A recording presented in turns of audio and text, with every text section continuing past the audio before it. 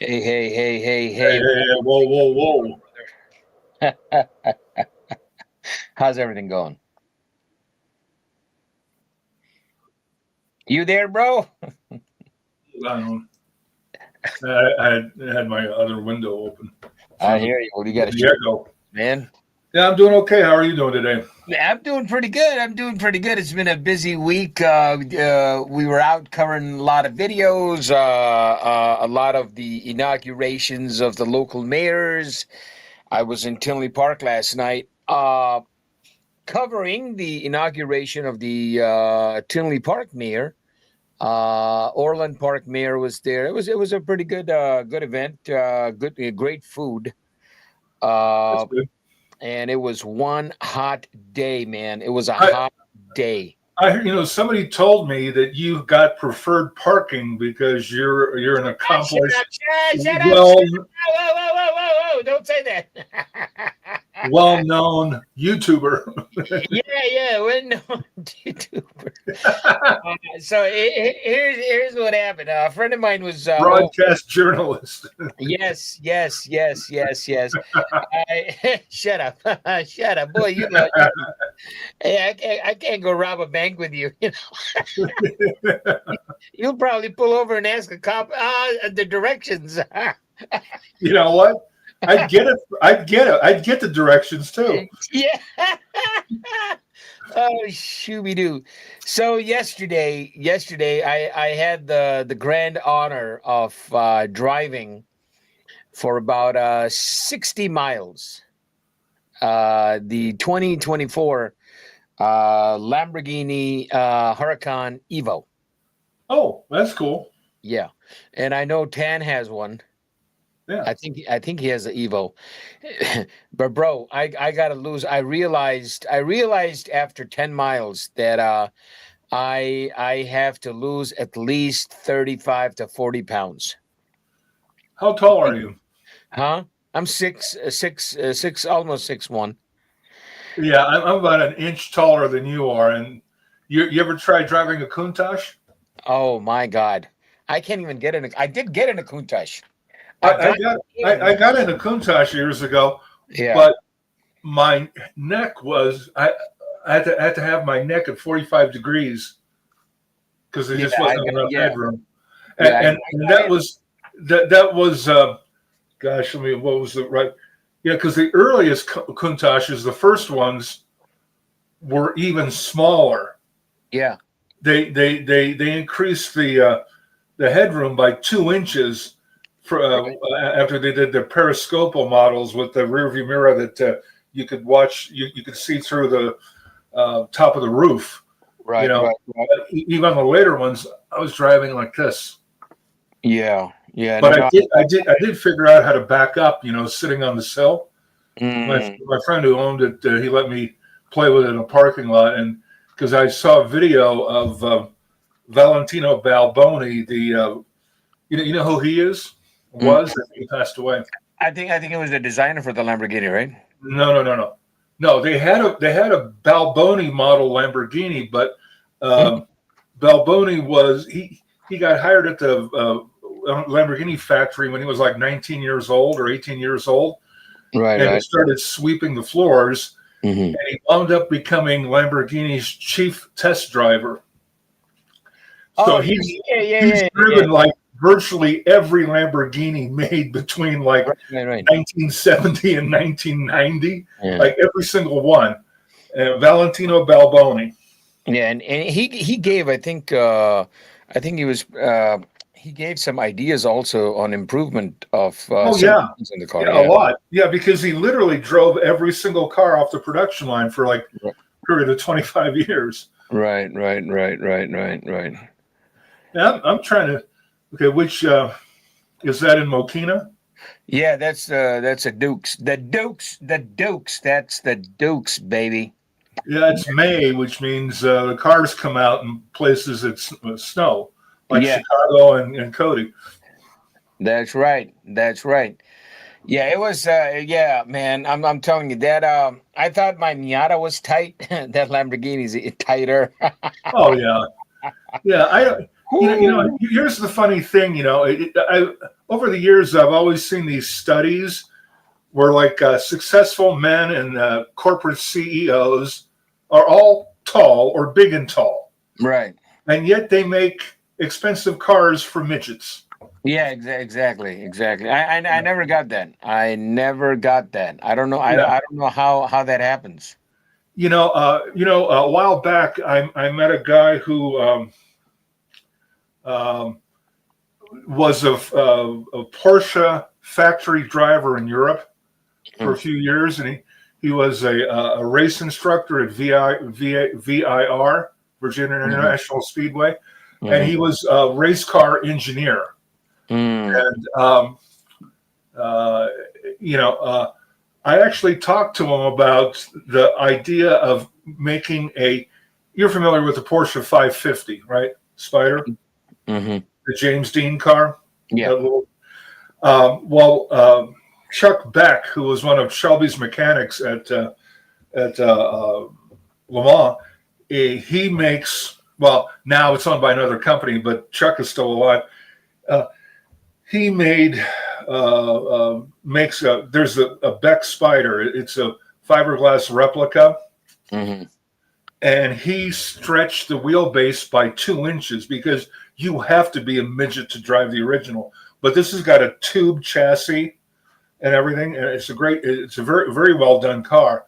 And I actually was talking to my friend, the race car designer and ex-Porsche factory driver, about the possibility of doing a 550 replica that's 10% bigger, so normal humans could fit in it. Yeah. And you could do it. You could do it. And we even did the research to see how much it would cost to make a 10% bigger windshield and headlight buckets. I hear you, because you couldn't tell it would be 10% bigger unless you parked to an original, right, or another replica. Right. Hey, what do you think? Segue. What do you think of our great president in the Middle East right now? Well, he's doing what he does best. He's making deals. Man, he's bringing in billions. And well, did you see his speech? What was the first place he went to? I'm getting the Saudi Arabia, the Kingdom of Saudi Arabia. Did you listen to the whole speech? Oh, absolutely. Okay. Bro, well, the most important thing he said was that in previous years, America used to go around to foreign countries and say, "Hey, you got to do democracy our way." Right. He said, "We don't do that anymore. You do it your way, we do it our way, but we can work together and make deals and have strong economies on both sides." And that's how we're gonna do diplomacy now. $642 billion the first day. Yeah, they bought 160 aircraft from Boeing on day one. I mean, the guys make. I mean, the heads of states, the kings, are walking up to the plane to greet him and hug him, and oh my God, what up? All you have to do is compare this to the reception Biden got when he went over there. Got a fist bump. He got a fist bump. He said, yo, Bo, what's up? No, nobody was at the airport, and he went to the King's Palace and knocked on the door, and they said, "Who's there? Who's there? Who there? Who there? Biden who? Yeah, Biden who? Me, Joe, Pajama do." Yeah. Oh my God! I mean, America's back, man. America's back. Oh, I mean, yeah. There's a time when you're overseas and somebody asks you, "Where are you from?" and you say, "I'm an American," and they look at you and say, "Oh yeah, come on in, welcome, hello." Oh, yeah. I mean, come on, look at the reception.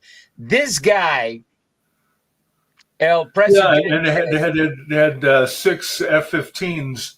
Escort Air Force One. Every country. Saudi Arabia gave him a military fighter jet escort. Yeah. Qatar gave him the military fighter jet escort. I mean, this is in Qatar right now. I mean, oh my God. I mean, they gave him a reception fit for a king and more. Yep. I mean, look at that. And wow. Yesterday, Brent crude dropped to $60 a barrel. So Yeah. gasoline prices are going to be coming down. Economy's on a rise right now. Economy's going to be doing things. And he's going to make a deal with Iran. Iran, and then Iraq. Yeah, and he's going to loosen the sanctions on that country in exchange for a treaty where they're not going to develop a nuclear weapon. Right.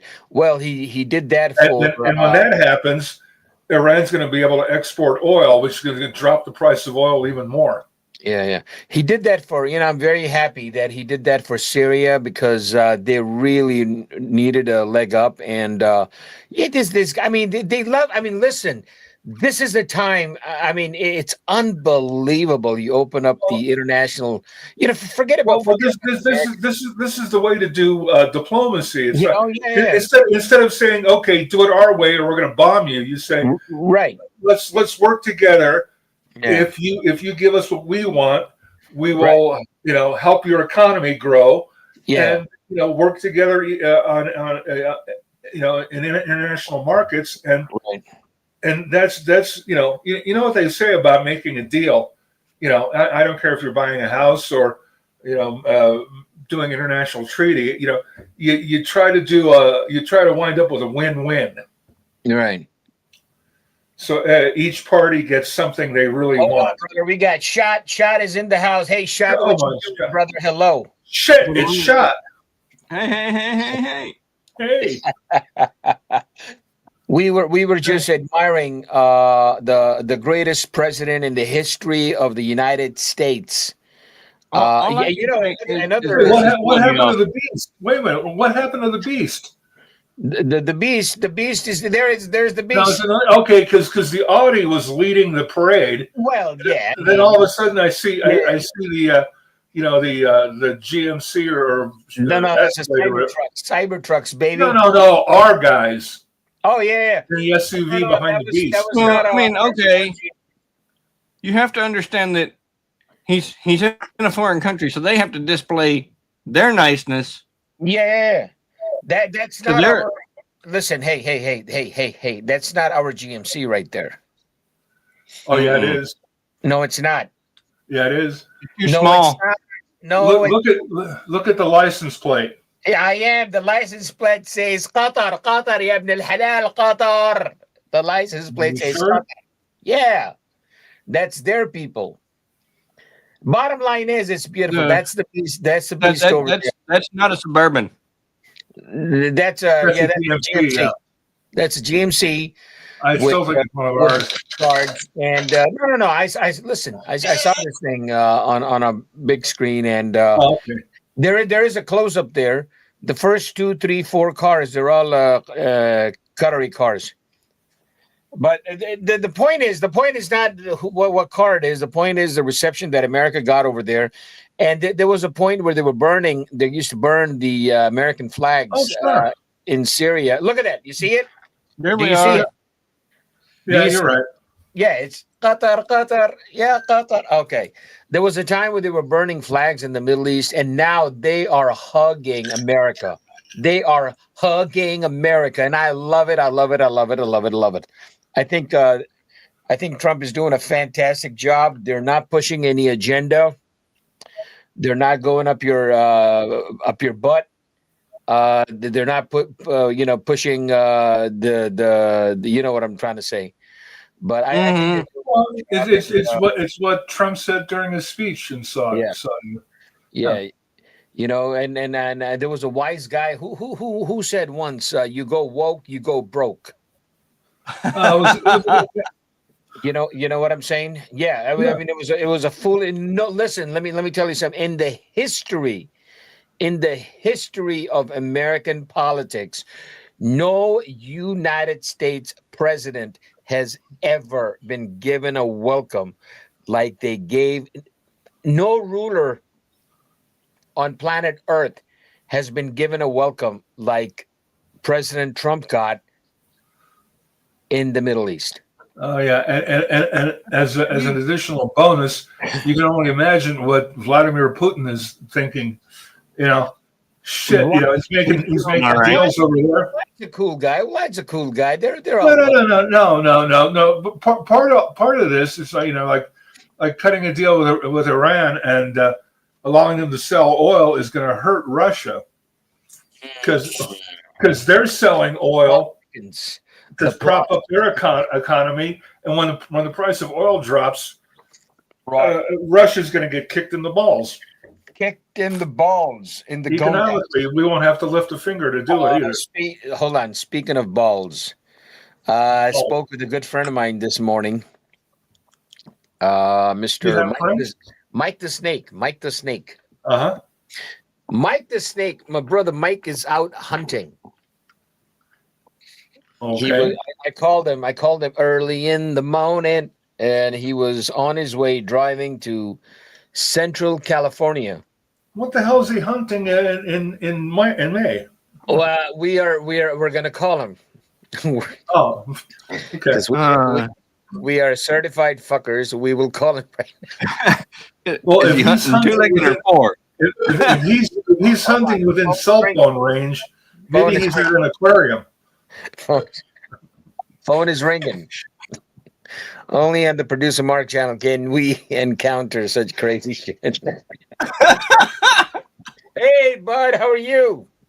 I'm doing good, man. We got shot from Germany. We got Larry from Canada. Everybody's on. You're on. Tell us what you're doing, brother. I'm just driving through San Francisco right now. Oh, wow. I'm on just basically 101 South and headed to Central California. Why the hell are you going to Central California? To go pig hunting with my two brothers. Oh, very good. Very good. Very good. We have a little, well, it's a huge ranch. It's 15,000 acres. Mm. We have, we have a little lodge there. Mm-hmm.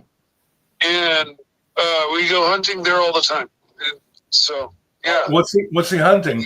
It's just, yeah, it's awesome. Larry, what are you asking? What is Mike hunting? Mike, Larry is asking you, what are you hunting? Wild boar. Wild boar. Holy shit, they're dangerous, aren't they? I didn't know California had a wild boar hunting season in May. Wow. Do they have a wild boar hunting season in May? They're basically, it's open season on them all year round. Yeah, because they're pests. They're in the areas like up in the hills where they raise a lot of cattle. Yeah. Like farmers will let 300 cattle into this like section. So, after you shoot them khinzir, are you gonna eat that? Are you gonna eat those wild boar, or what do you do with them after you shoot them? Oh, we take them to the ranch next door where the guy is a butcher. Oh, and we dress them out on the trail. And and then we bring them and finish skinning them at the neighbor's place, and then just hang them and swing them into his cooler, and he turns them into sausage or whatever we want. Wow! Like breakfast sausage, straps, ribs, everything. Right. So it's just like one-stop shopping, I hear you.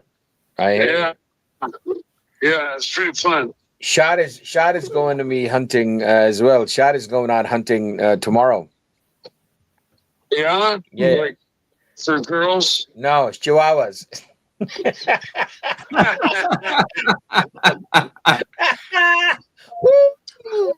Holy shit. That seems some pretty fast ones, man. I hear you, brother. I hear you. Hey, listen, I don't know if it's possible, but can you make some video of you hunting? Like hold a shotgun and a phone in the same Yeah, no, I don't think that's gonna happen. You can't live stream, can you?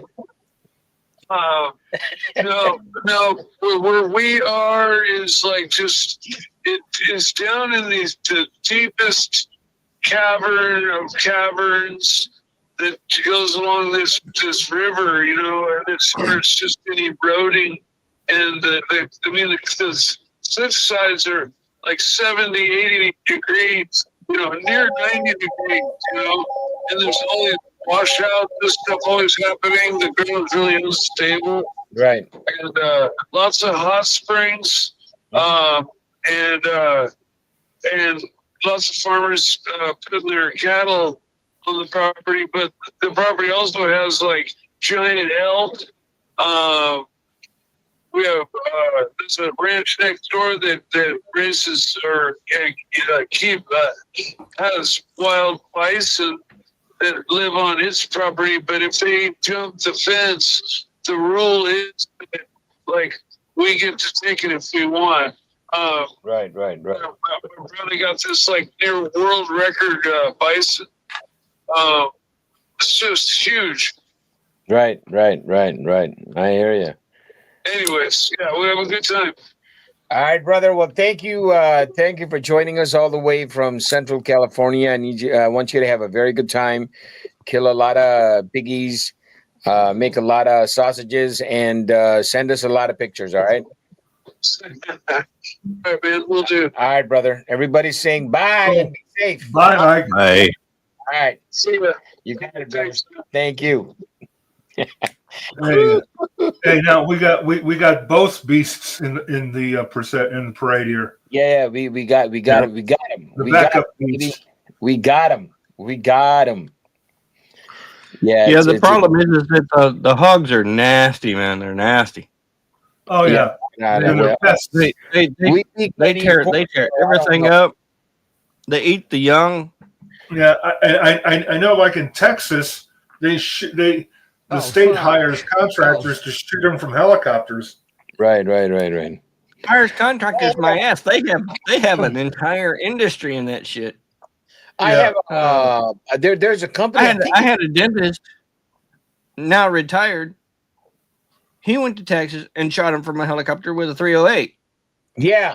They actually have they have tourist. Well, I don't know if you call it tourist, but yeah, they go up in a helicopter, and then you shoot them with AK-47 or whatever the hell you want to shoot them with.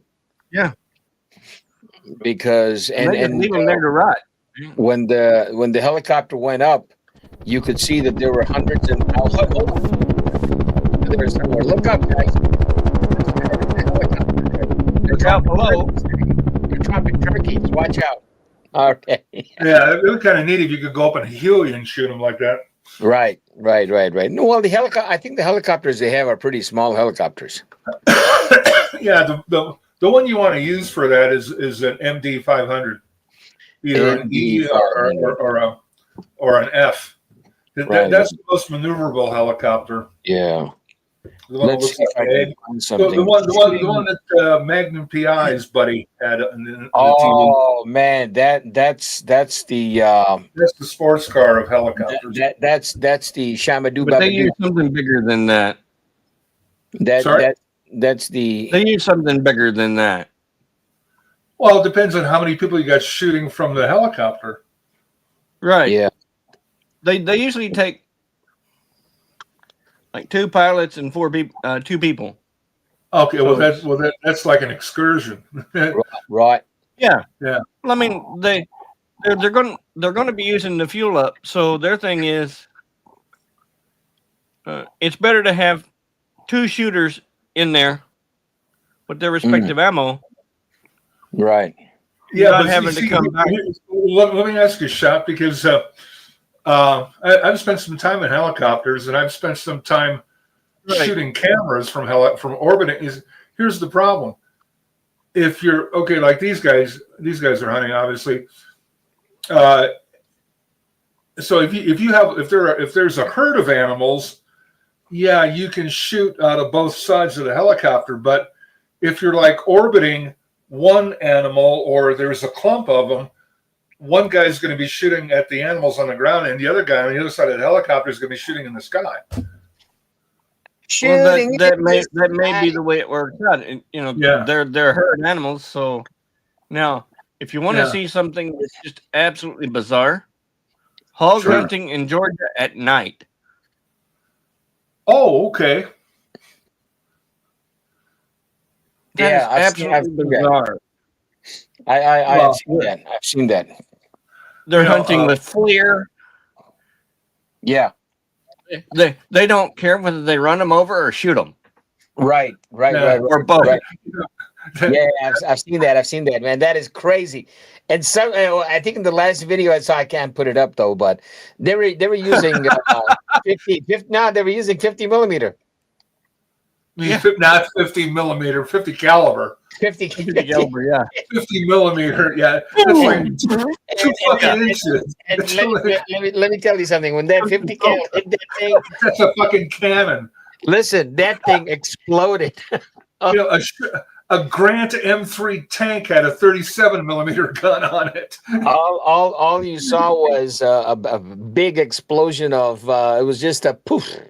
Yeah. You know, just like that. So how you been, Shot? Long time no see, bro. How's everything? How's family? Good. Doing all right. Good, brother. Good. Yeah, I called you in the morning. I said, man, I haven't spoken to Shot in a long time. Oh yeah.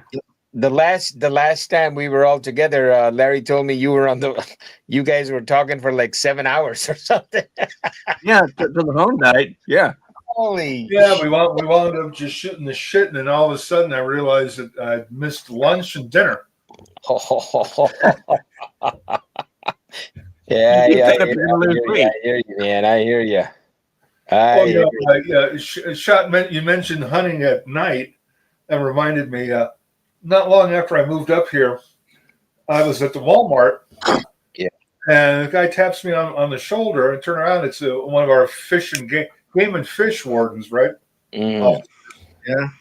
It says, "Do you have a white Ford F-250 Power Stroke diesel single cab?" Yeah. Are you hunting? Are you hunting at night? No, I have these hella 4,000 driving lights on my truck. Light up like a mile and a half down the road so I can see where I'm going, and and that's out of here. The highway patrol doesn't care if you have illegal headlights or whatever, but Fish and Game, they care. And I maintain that you can get in more trouble shooting an animal out of season in Wyoming than shooting a human being. Right. Mm-hmm. Because if you shoot a human being, you should claim self-defense and you won't get prosecuted. But you can't do that with animals. Yeah. I mean, and I've seen people, or I've read reports of people getting quite a bit of time in the state penitentiary for shooting stuff out of season. Mm. So don't want to do that. Holy crap. Yeah. Holy crap. Hey, I want to say hello to Pasta. Pasta, how you doing, brother? Pasta's he's here. He's here. Shots fired. He's saying shots fired. Yeah. Let's see. Yeah. There we go. Shots fired. Yeah. Believe it or not, if you want to go hog hunting in Georgia, you don't even have to own a gun. No shit. Just run them down. That's crazy. Run them down? No. They supply all the weapons, the ammunition, the suppressors, the lights, the vehicles, everything. All you have to do is fork out the money. Holy crap. Money. Always money. I mean, the FLIR, the suppressors, everything on the rifles. Holy shit. That's pretty cool. Where's that? In Georgia? Yeah. That's how bad their hog infestation is. Holy crap, all over the guacamole. Well, in Georgia, maybe they'll institute hunting people who are running away from the Georgia State Police. If you can't fit them, I think they do that with patrol cars. Yeah. Kind of like ASP. You got Georgia, you got Arkansas, and you got Florida in that order. Florida. Yeah. I love Florida. Yeah. Hey, Watch out for the bird. huh? Yeah. Jacob Berg. Yeah. You don't know about Jacob Berg? Chad, did I tell you I drove a Huracan yesterday? Yeah, you mentioned that. A Lamborghini. No, I was telling Shot. Okay. Lamborghini Huracan. Yeah, I think it was 60 miles. We were driving it from Northside to Tinley Park. Okay. Man, that is one tight car, bro. That is one tight car. Shit is you're constricted. My whole body. It's so in other words, you had to be greased up to get in it and greased up to get out. Well, no, I got in easily. I had to roll out of the car. Well, that's the thing. It's kind of for the street, it gets kind of silly because people always order. I don't care if it's Lamborghinis or Porsches or whatever. They always order the extra sport race seats, and they have bolsters that are like 6 inches high, and you're sitting really low with your legs straight out. How do you get out? You got to roll out of the fucking car across the bolster, next to your kidneys. Right. Yeah. Man, driving sport, little cars, sports cars, especially if you're a big guy, and it's tough, man. Because with my car, I have to take take breaks, like a day or two in between driving. Because all winter, I don't drive it, right? So when it's summertime, I like to drive it, and I like to enjoy the car a little bit. But man, when you get out, you're because I'm a big guy, right? I'm not. I have no idea how you fit in your car, Mark. I fit in just fine. I think one of these days, I'm going to be doing a live. I'd love to see a video of you getting in and out of your car. Well, here's the thing. Hold on. Listen to me. Listen to me, Johnny. Listen to me, Johnny. Is it gonna be like the Kool-Aid man trying to get out of a beer can? I'm rigging. Johnny, are you there, Johnny? A buddy of mine is coming from California next week, right? From Film City, California, Burbank, California. Burbank. They're working on a movie over here in Chicago.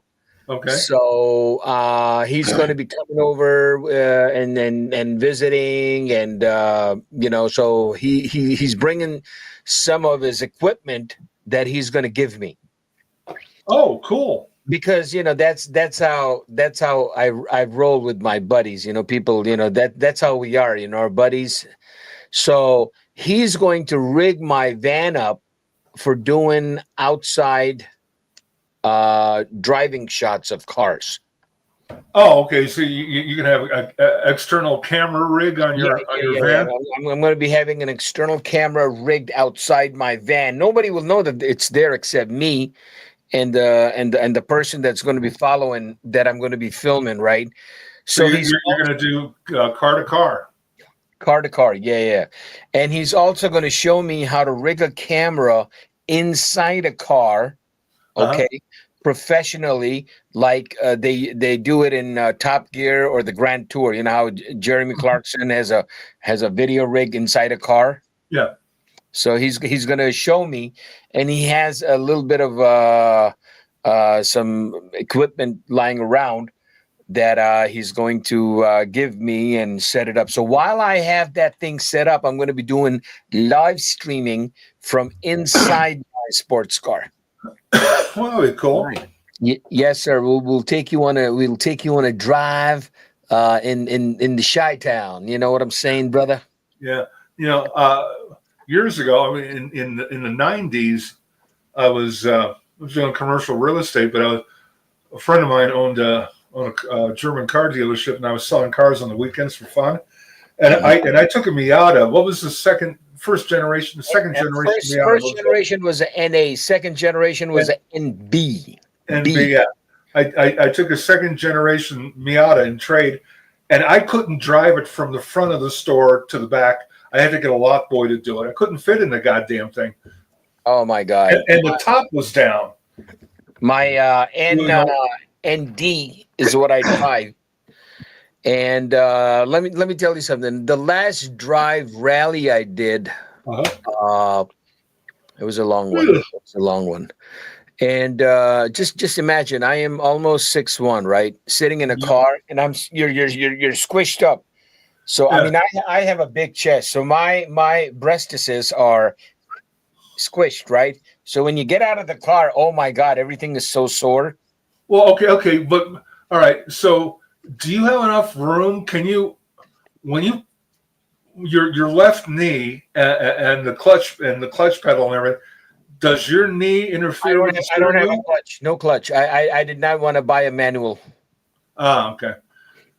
I like to put it in drive and well, that's probably the only reason you can drive your car is because you don't have a clutch pedal, because when you because you don't have very much leg room in that thing. If you depress the clutch pedal, there's enough room for your leg and your knee, but when you release it, your knee's going to be touching the back of the steering wheel.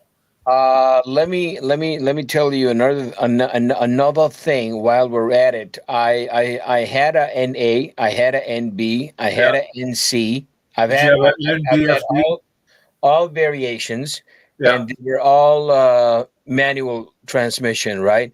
This time with the ND, the fourth generation one, I did not want to go with fucking manual transmission. Yeah.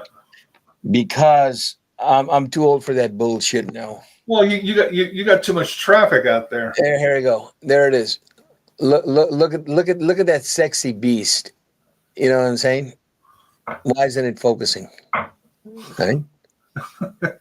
Yeah. Look at that. You're a professional cameraman. You tell me. I've got this picture on a fucking iPhone. Oh my God. Yeah, that's my baby. That is. I was expecting it to be purple by now. You know what?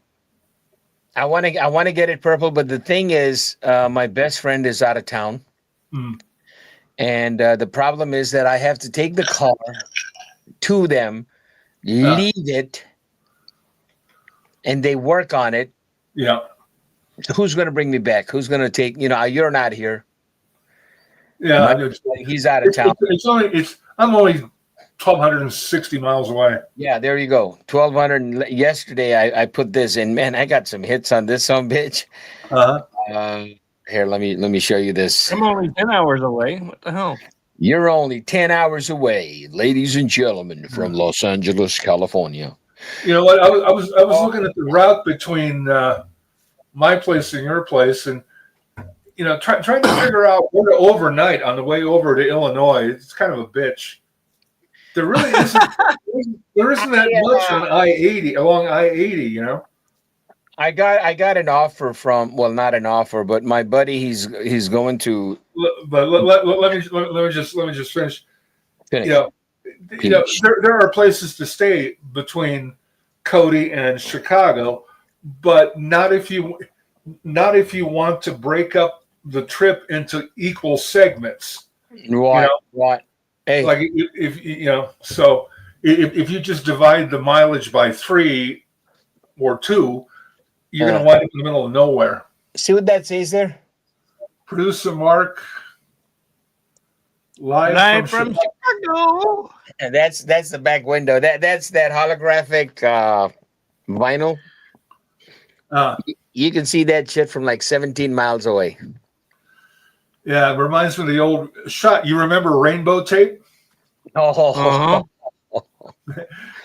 Back in Gardena, California, when I was in high school, they decided for community relations, the Gardena Police Department decided to go from black and white to lime yellow, green, and it said police and rainbow tape on the cars. Wow. And the officers didn't want to drive them. Wow. And they changed back. Mm. That was like when I was at Loyola Marymount University. They decided again for relations, the security force, campus security. They used to wear uniforms that look just like LAPD, right? So they switched to burgundy blazers, white shirts, ties, and gray slacks. And none of the students respected any of them, and they switched back to uniforms that look like regular police officers. The psychology is kind of hilarious with that kind of stuff. It's like crazy. But, anyway, so anything interesting going on in your part of the woods? Shot any interesting? I saw a pretty good dash cam video. I think it was Georgia State Police. It was like I think it was a murder suspect they were going after, and ended in a shootout. I love it when they pit him at over 100 miles an hour, and then it turns into a shootout across the freeway, both sides of the freeway. Yeah, they tried. I remember watching one. It was a guy. They pitted him out, or he ran up the embankment or something. Yeah, and then they tried to say that he didn't shoot the cop after he was dead, of course. Yeah, and then come to find out, how in the hell did I get a hole in my vest if he didn't shoot at me? Yeah, I think I saw that one. I just saw another one where the suspect, leaps out of the car after he's pitted, and he shoots at the officer, and there are like 4 or 5 officers, and so the perp is dead. But and the cop who was leading the chase said, "I think I'm hit. I feel. I think I'm leaking out of my leg." Is what he said. Out of your leg. Yeah, right. But fortunately, it was a flesh wound. But yeah. But you watch some of these. You watch some of these dash cam videos, and these cops have got some pretty good. Well, some of these cops have got excellent vision and excellent reflexes, because you see these videos where the guy just steps out of the car, and all of a sudden, he's got a pistol in one hand, and the cop draws his weapon and shoots the guy before the bad guy can even lift the pistol to shoot it. Right. Yeah, yes. I was watching this video, and it was a kind of a reenactment video. It wasn't cam, because it was restricted. So I think we got more stuff going on at the south suburbs. Now they got a problem in Harvey. They arrested one of the older women over there. Oh, a Chicago area politician got arrested. Chicago. What is this world coming to? Chi-town. One of the sorry for the jailer. Whatchamacallit? Yeah, a trustee in Harvey. See, we don't have that kind of stuff going on. Yeah. Yeah, these are far east towns. It's by Dalton, Harvey.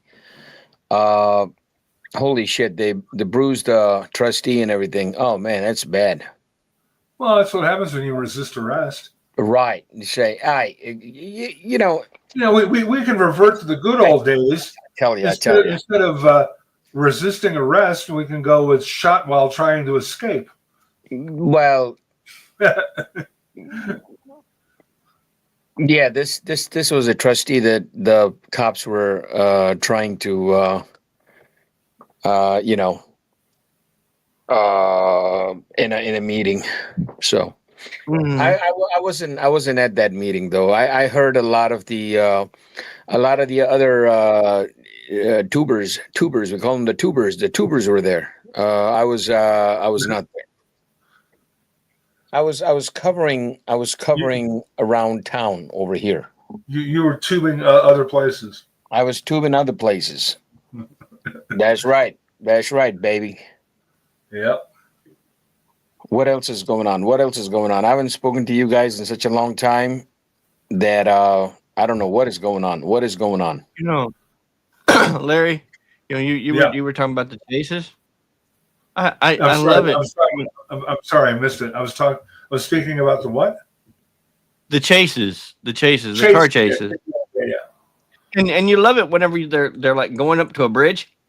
Yeah. And they don't realize that nice high up off the ground roadway over a floodplain. It's like 100 feet down. Yeah. And then it's like, I'm going to escape. Yeah. Splat. Yeah. Well, when you drive fast on public roads, and then I heard one officer go, he's not going anywhere. Yeah. Well, out here years ago, and this is way beyond the statute of limitations, I was driving on this 2-lane highway, and I won't say how fast I was going, but Oh, why not?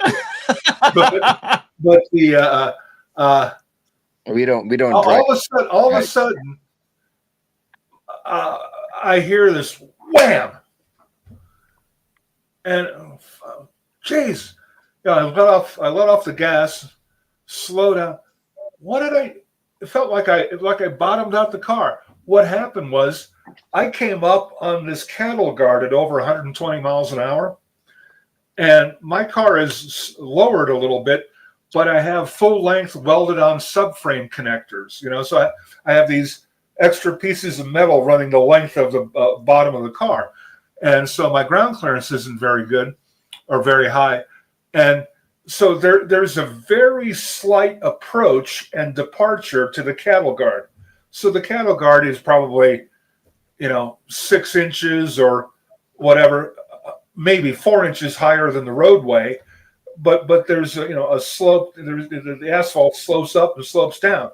But when I got over the middle of it, the cattle guard actually bottomed out. My car bottomed out on the cattle guard at over 120, and the sound was amazing. Nothing got damaged because I just slammed into the full length subframe connectors, but that woke me up. I do it every time. Yeah. That's when you you were telling me that. Did you get it fixed? It was nothing to fix. Oh shit.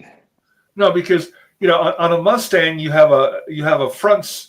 The engine is like in a cradle that is bolted to the unibody, right? Right. And so to stiffen it, so if you run aftermarket springs like I have on my car, what you want to do is you want to stiffen that, because the cradle that holds the engine, it's they try and isolate it a little bit from noise, vibration, and harshness. So you can buy these subframe connectors, and you weld them to the bottom of the subframe. I'm sorry, to the cradle that the engine is sitting in, and to the bottom of the unibody. So I've got like these 2 rails along the bottom of my unibody, and I can put a jack under any part of that rail. So they're really stout, and the car just bottomed out, on this cattle guard. And and I didn't know the cattle guard was there. I know exactly where it is now. Speaking of cattle guards, did you hear this scandal that's going on in Europe when Chinese companies came out and said, "Hey, fuckers, all these luxury brands, they're making that shit over here in China." Oh yeah, no, I didn't. Well, I know that I know that a lot of luxury brands were not only being counterfeited in China, but they were actually making the legitimate stuff. Yeah. Well, that's what I'm trying to say. Because I know, for example. Hey Johnny, let me finish what the fuck I was saying. Yeah. So these Chinese companies said, "Listen, you sons of bingos, LV, Prada, Yeah. Cartier, Louis Vuitton, all these fuckers are making this shit in China." Mm-hmm. Then they fly that thing back to, wherever, France, and then they sew on their name, and the shit goes from $100 to $33,000. So the Chinese, and our friend in Spain buys it. Our watch buddy. Yeah. So what happened was, they got pissed off, and Hermes, yeah, they slashed the prices, and today, this was a bombshell. Rolex came out. They're suing all these Chinese companies in China about the same thing. You can't sue Chinese companies. The government won't let you do it. They don't have copyright laws either. Okay. Well, let me say that again. Let me say that again. The chickadee China, Chinese companies are being sued by Rolex for these uncouth practices. Yeah.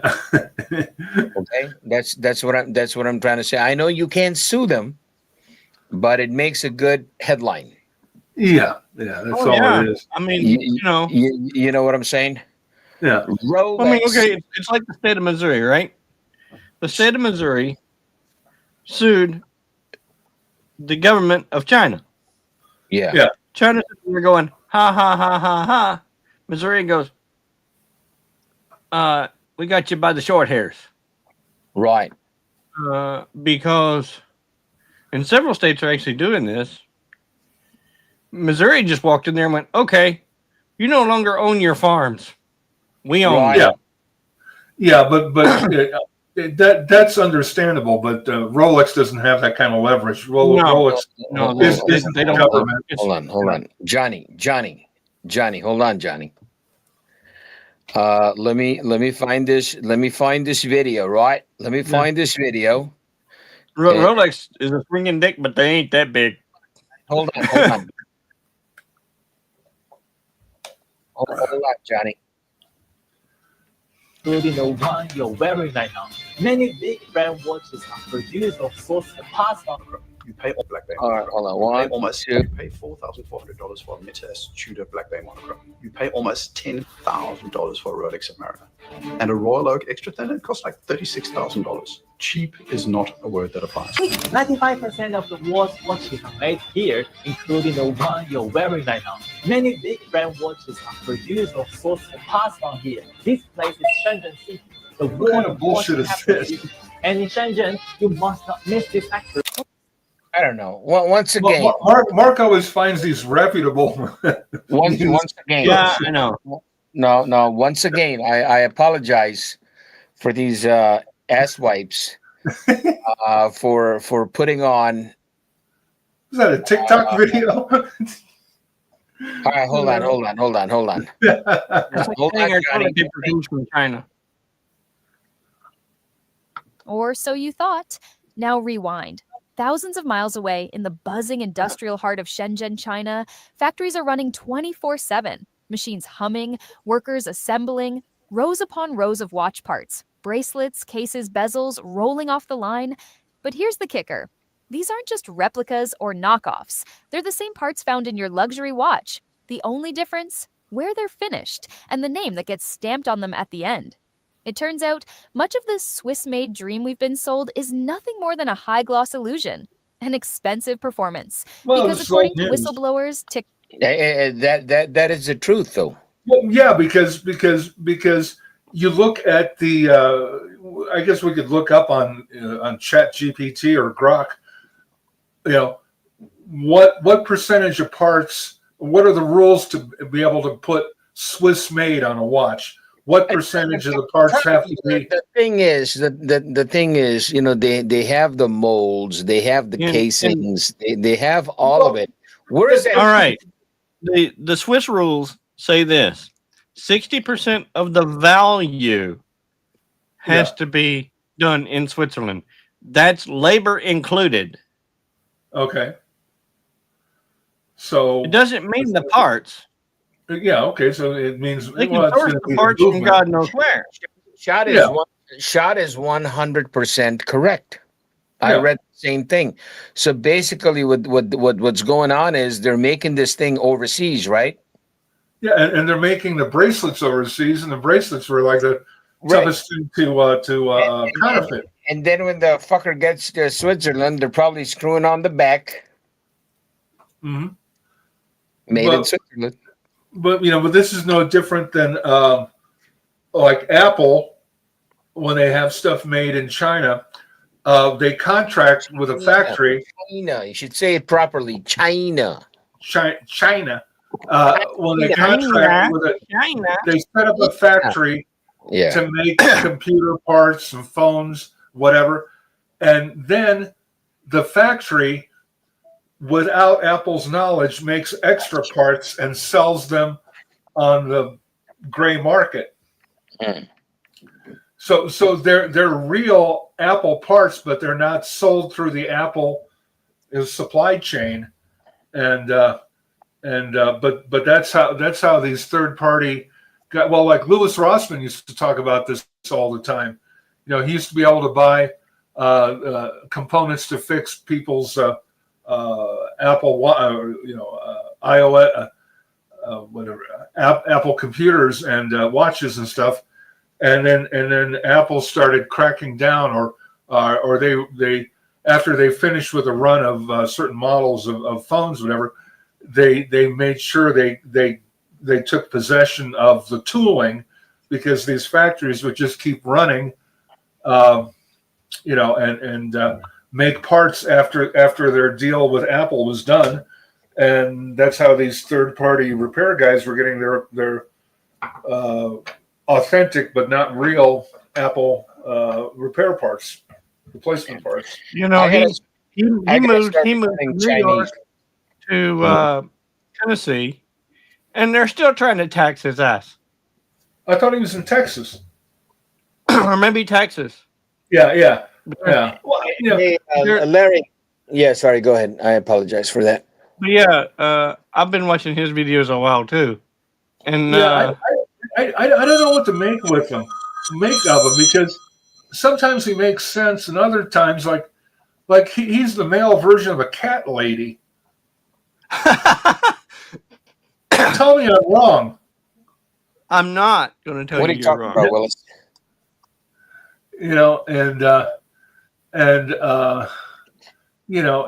It's like. Hey, guess what? Guess what, guys? Starting next week. Yeah. Well, maybe in about 2 weeks, I'm going to be taking apart some watches. You're going to be taking them apart with what? Right. I'm learning how to build watches. Oh my! He's learning to take them I apart. got news for you, Mark. Attention, Mark. It is my don't tell me. Taking watches apart is not learning how to make watches. It's listen. Because I know a lot of 10-year-olds who've taken apart cars. Listen, they never put them back together. Johnny, listen to me. This guy with no patience is going to be a watchmaker. And if it doesn't work, I have this rubber mallet right here. Okay. Yeah. You're gonna If need it- a better. You're gonna need a better mallet. If it doesn't work, what's going to happen is this rubber mallet is going to go right on top of that. All right. Yeah, we're just going to call you El Kabong. So this is what I'm going to be doing. So yeah, I'm going to have a couple of live streams. I'm going to take apart. I'm going to take apart and clean some watches. Would you like that? Yeah. I've had a couple over the years. I've had a couple of people. Listen, hey. Hey. We want to see what's going on. Who's that? We want to see what's going on inside this this very expensive automatic. Yeah. With a MH35 movement. You understand what I'm saying? Yeah. Like this one here. Why don't you just shoot it? I tried that. This one here somehow this shoot harder. This one here somehow is cloudy inside. Why would it be cloudy?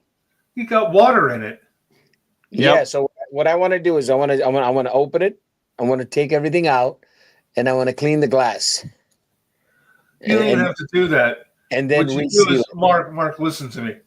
Crack the back and put it on a windowsill. And after 3 days of sunlight on it, the water inside it, the moisture will evaporate. Yeah, but it's been like that. It's been like that for a long time. Okay, so you're not listening to me. Huh? You're not listening to me. You don't have to take it apart to get the moisture out of it. Just crack the back, take the back off of it, and just put it on your windowsill in sunlight. And after about 3 days, the moisture will be gone. But his problem is the parts are rusted now since it's had moisture inside. Well, yeah, no, but he said he's going to take it apart to clean the glass, clean the crystal, and you don't have to do that. No. Mm-mm. Listen, Johnny, it's okay, Johnny. Oh man! This is the guy that takes the water hose to the dash because it's dirty. Hey, Sean, I'm trying to figure out. Okay, like I think I got my webcam working pretty good as far as exposure. I've been trying to figure out what Mark is going for with his lighting or lack thereof. Where? In his studio. What happened?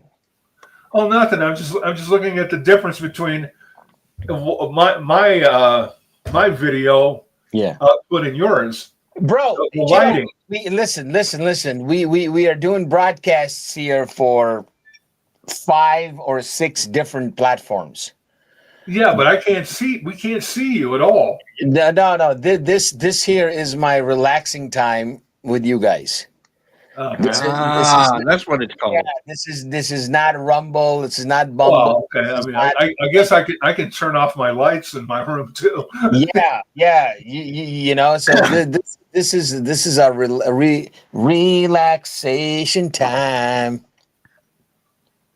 So you know, when I'm here with my friends, it's different. But the lights are good. I kind of like the lights in here now. You know what I'm saying? Well, are those tiles sticking? Well, yeah, those tiles are good. Look. You see that? Can't see anything. It's black. No, you'll see it. You see it now? Kind of, yeah. Yeah. So we still got a little bit of work going on, but yeah. So basically, when there's somebody sitting over there and we're doing Rumble, that's what you see. You don't see anything else. What? I've never seen it. I've never seen you on Rumble. When are you on Rumble? No, but nobody has that. Nobody has that info, bro. I told you. Yeah, but this is for fun. This is what I like to do for fun with my friends over here, and that's it. You know what I'm saying? Yep, I know what you're saying. So we relax, we chit chat. We get pasta over here, you know. We have fun. We got shot. We got Johnny driving to Central California shooting pigs. This is what we do. But I do have we do have a lot of great stuff coming. I just this year I'm kind of how do I put this? Not letting the dog out of the cat. I mean, not letting the cat out of the bag. Whatever the hell that means. I have no clue what that means. Okay. So yeah, just cool stuff. You know me, Mr. Cool. He wants to be laid back. Yeah, this is the laid back studio, man. Mark is the definition of too hip for the room. Yeah, exactly. I mean, I've got more lights here than fucking God knows what. Are you familiar with that phrase, by the way, Mark? Too hip for the room? Too hip for the room? Yeah. You know what? I'll be honest. No. Well, that's a jazz term. It's like when you're like if you play you play like a wedding or something, and one of the guys takes a solo that's really esoteric, and the audience is like, "Huh?" It's like the opposite of playing in a jazz club. You're too hip for the bar mitzvah or the wedding or whatever. Hey, they're saying the Rolex market is crashing. Do you believe that? Yeah. Oh yeah, I believe it. Look how long it's been overheated. It really didn't correct after COVID. Richard Mille is crashing. Well, I hope so. Yeah. I mean, the stupid. I mean, you can buy the same watch on Alibaba for $6. Yeah. Well, I mean, Mark had a bunch of them. He sent me some of them. Yeah, like from 20 feet away, you can't tell the fucking difference. You can't tell the difference 5 feet away. Forget about 20. Yeah, and somebody explained to me the Casio phenomenon. I still have one of those. Gosh, I think it must be 35 years old now. One of the original Casio G-Shocks that went for $10. Right. Yeah. And 91, 91, the 91, the W91. Yeah. And now I see variants like $900. And G-Shocks with titanium cases. Do you know what this is? Is? No. I don't know what that is. No. Looks like a bright light. Shot, you know what this is. Yeah. It's chunk. Okay. So I had two of these. Uh-huh. I have this one, the orange one. Yeah. And I had the green one. Because, that's not my market all to have an orange one. No, if I'm wearing a green watch, you see what I mean? Yeah. Then I got a green ring. Yeah. Okay. So I had a green one of this, right? Uh-huh. So the guy I was driving the Lamborghini with yesterday, he saw him on the thing. He said, "Holy shit! Are you wearing a Patek?" I think the. Oh God, I love Lamborghini owners. I think there's one in, but let me look it up for you. Hold on. Yeah. Hey, I'll tell you as it is, bro. We ain't trying to, try and do all that shit. You know what I'm saying? Yeah, here it is. Yeah, we're very good. It's fucking amazing. I'm amazed. I'm telling you. Here you go. There you go. There you go. Hold on.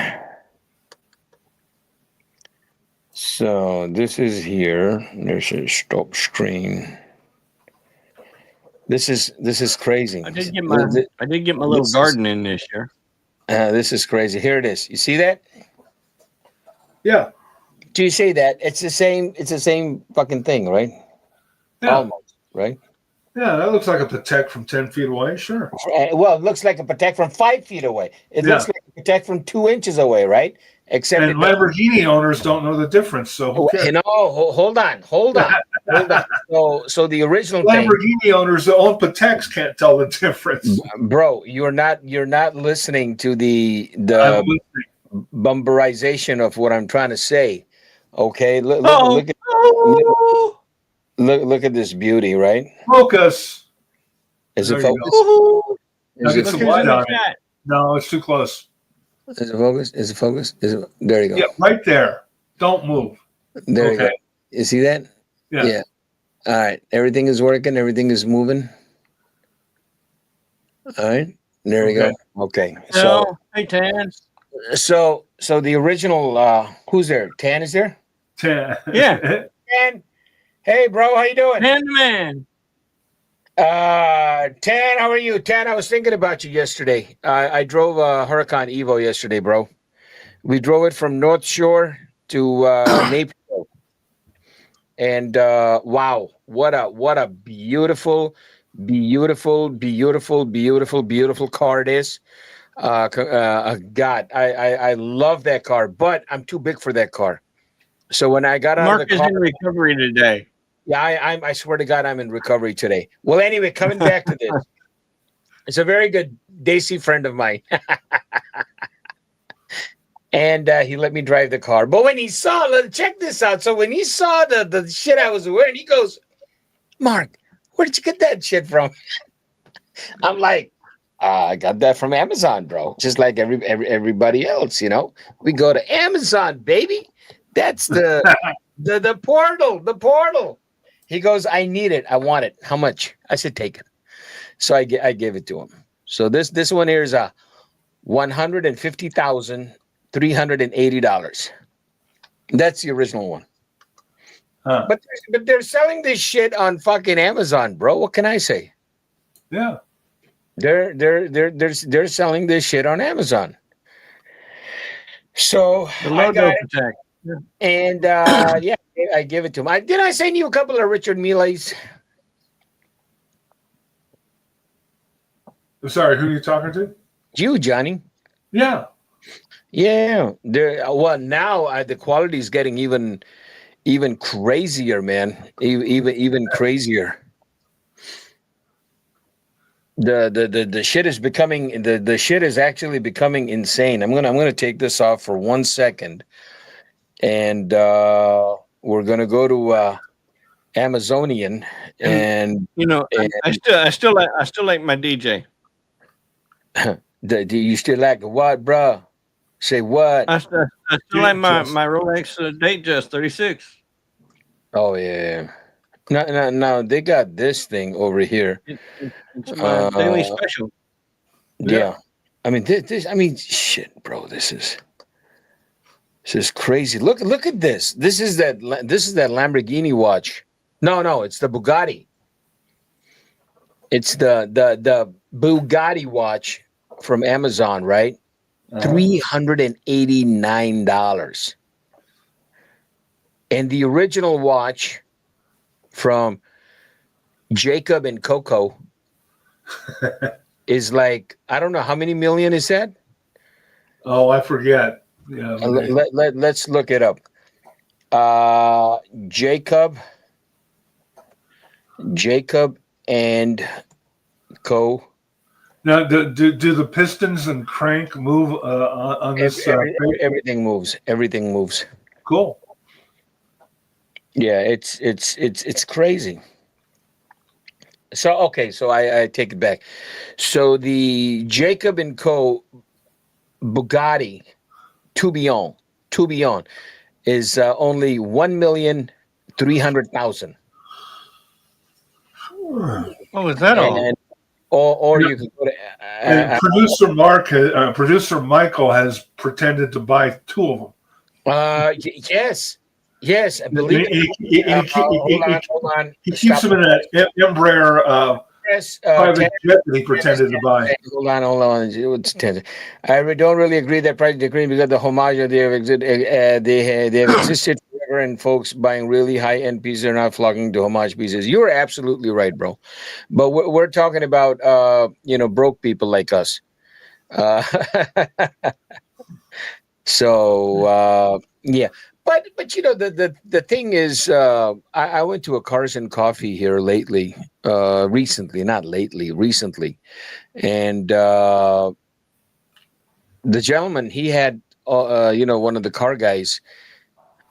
He had all sorts of watches there in the box. I think I showed you that picture. Remember that one time the guy had a couple of Invictas in there too. You know, funny thing is, I'll have people ask me, "Is that real?" And I said, "Yes, it's a real watch." Well, yeah, you know, I don't tell them, "Yeah, it's a real Rolex." I tell them, "Yeah, it's a real watch." it's a real watch. It's a real watch. Yeah, It's the real McCoy. The McCoy is real. But hey, you know, you know what? I and that way you don't lie, but you keep on guessing. The right, ones right, that right. know. I Yeah. buy for I buy for fun, and after a while, I give them away. I've given watches to people in grocery store, the cashier. They go, "Oh my God, that's a nice watch." As soon as they say that, I take it off and I give it to them. But one thing I don't do is I don't stand there with a cell phone and film that. You know what I'm saying? I just Oh take it yeah, off and there you go. And they're like, "Huh? Yeah, you like it? It's all yours." I have a Casio Solar that I paid around $100 for there, Larry. Damn, Yeah. man, I got a fucking. I don't know if you can see behind me. I got a whole shelf But full of watches. Yeah. but that's my I'm gonna give them away this that's my summer. go to hell watch. You know, yeah. Here's the Casio Solar I bought in 2005, Hold on, and it's hold still on. running perfectly, Yeah, and Yeah. it's radio controlled too. yeah, Yeah. yeah. Hold on. I think going to Cars and Coffee and fool someone with a homage is no different than going to a watch, even with a replica Countach and fooling them. Then it's a real Lambo. Yeah, you're absolutely right. But no, You know, my thing is, I have seen.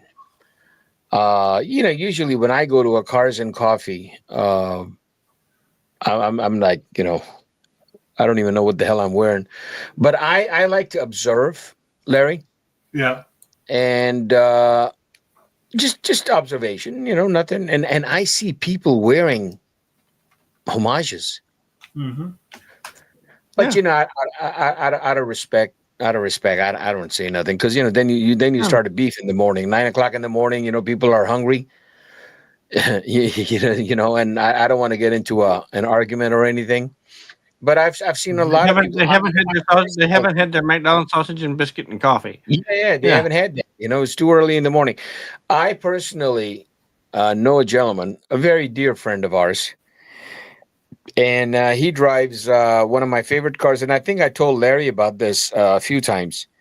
I even showed Larry a couple of his cars. He has that Magnum PI's 308, the one I had a long time ago, Larry. Yeah. And Right. his favorite diver's watch is a Invicto.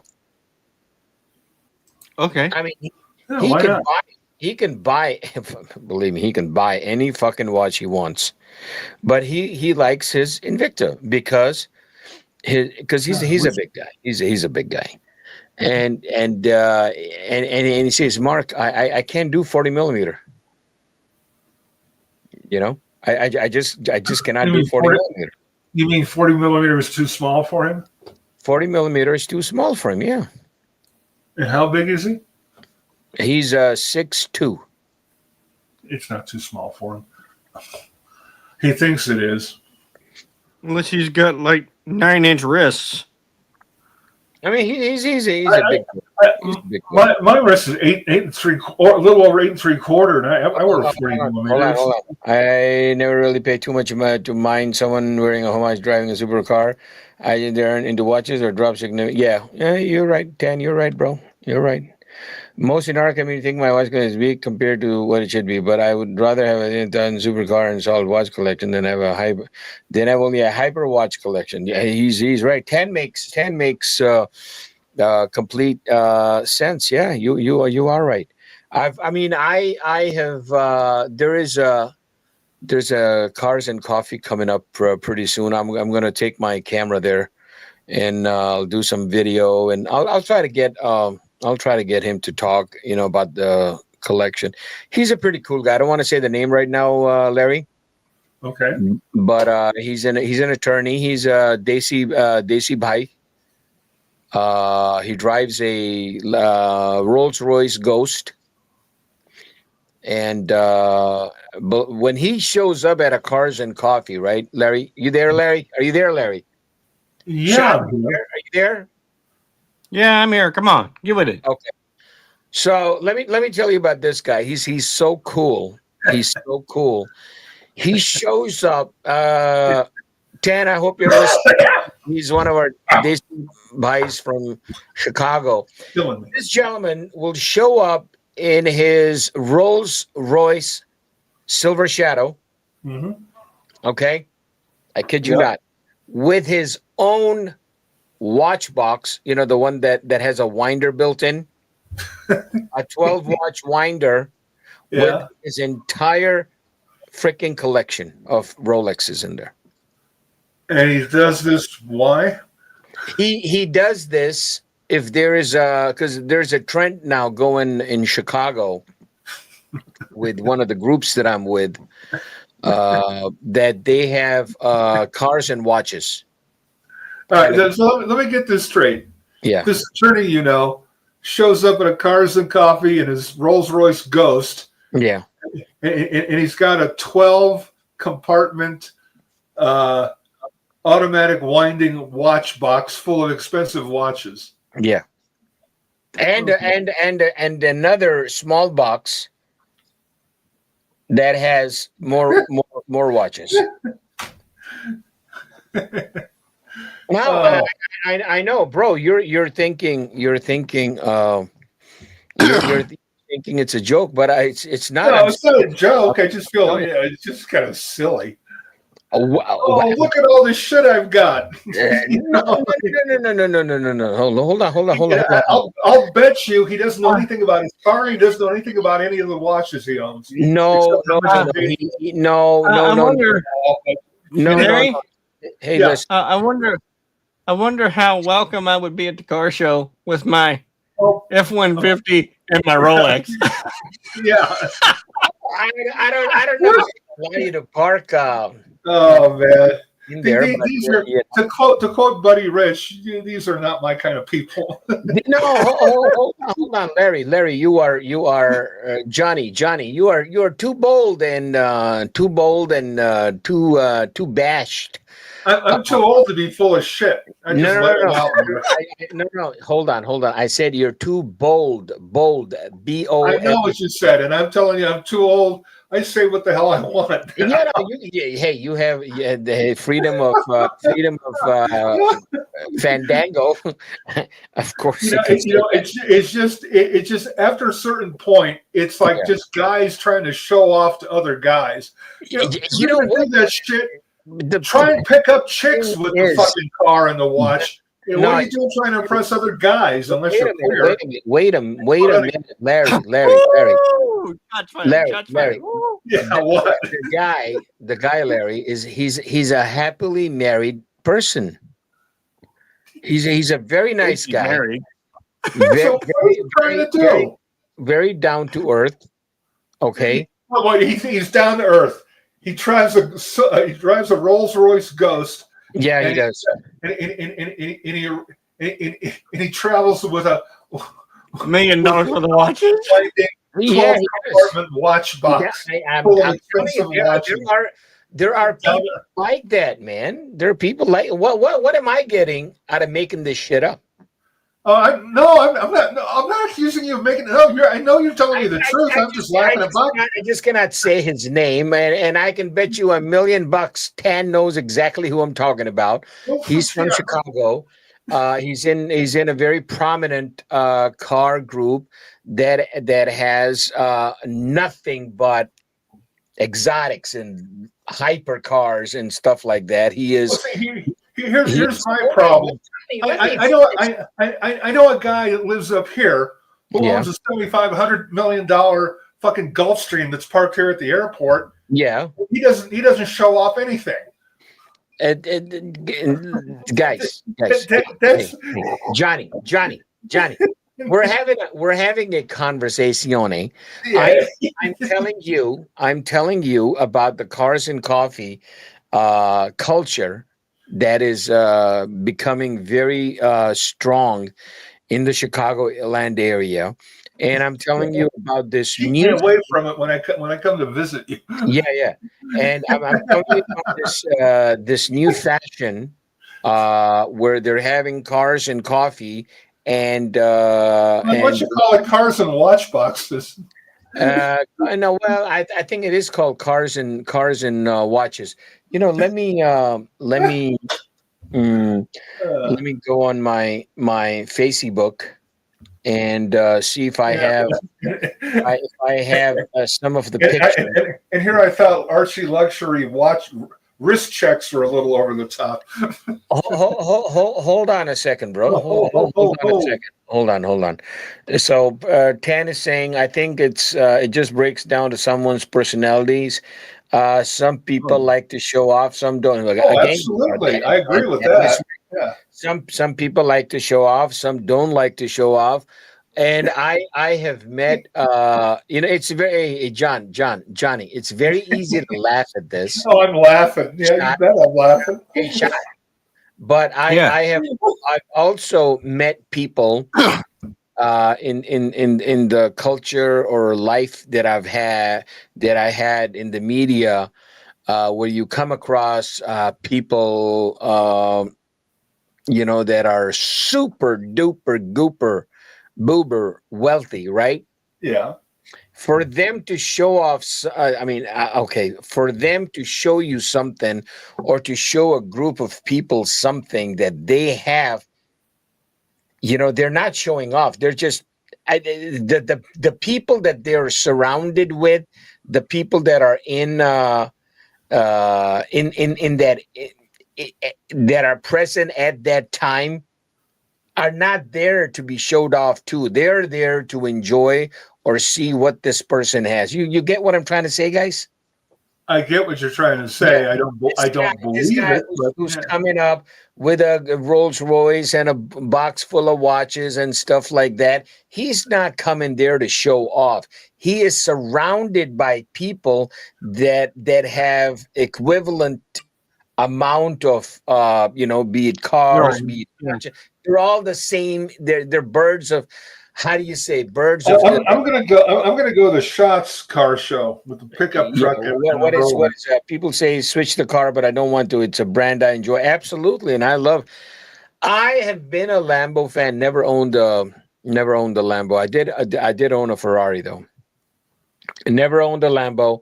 But after driving one yesterday, I swear to God, I felt like I was in a video of Daily Driven Exotics. I was a DD. I felt like I was in DDE. I want to put on a Gintani exhaust, and I just want to sit there and rev and throw flames and all that shit. It was a very good. You want to rev and throw flames out of a Lamborghini? Is that what you said? Yeah.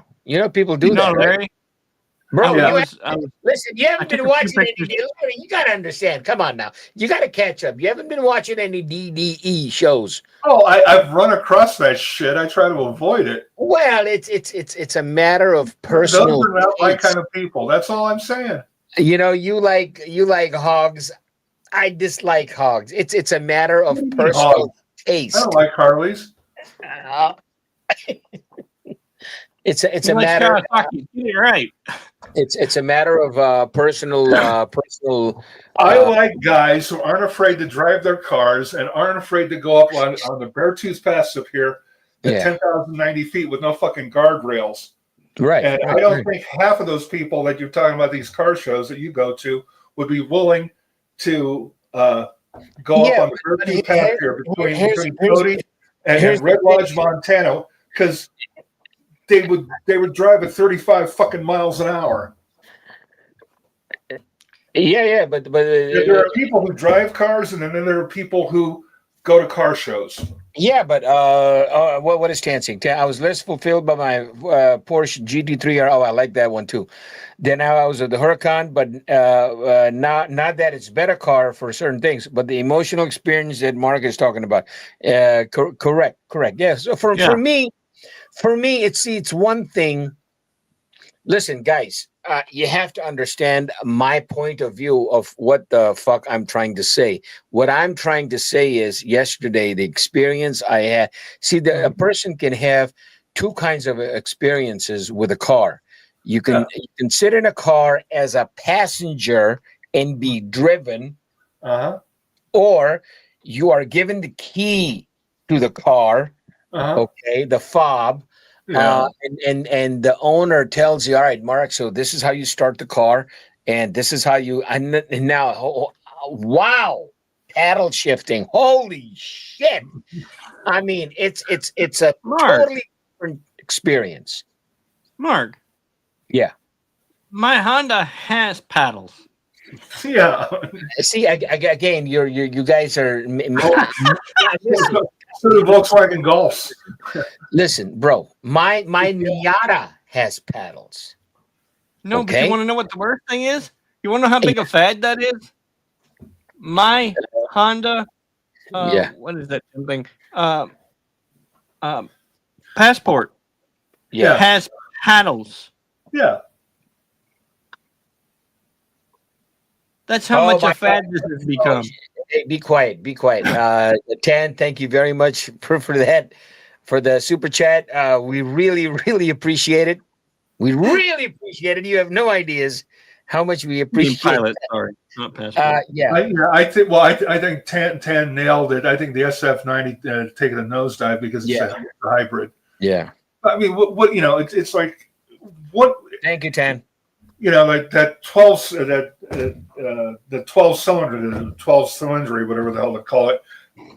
It's well, that's all you need.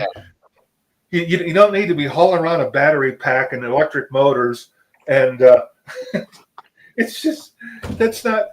You know, I think Enzo Ferrari once said a Ferrari is a 12-cylinder motor car. Once somebody asked him why he didn't put a Ferrari badge on a Dino. Why not? Do tell us why the Dino did not have a Ferrari badge. Because it isn't a 12-cylinder car. And it was named after his son who died. Right. And the engine, it's a V6 and you know, have you heard of a Fiat Dino? Yeah. Look that up. Yeah. So there was that car didn't come with Ferrari badges, but the ones you see now all have Ferrari badges because owners put Ferrari badges on them afterwards. Yep. But the Dino is a beautiful car. In spite it is. Absolutely. And they get outrageous prices for them now, too. Oh, yeah. In fact, Tom Hartley Jr. has got about 4 or 5 of them on his website right now. They're all very nicely restored. Let me find. Hey, Larry, a friend of mine at one of the local car shows. Yep. She has a Chevrolet Carryall 72 400. Okay. 400 cubic inch. Does it have the barn doors? Do I? I don't know. I didn't get to see the back. Yeah. I did not get it's a 72. It's a 72 3-door.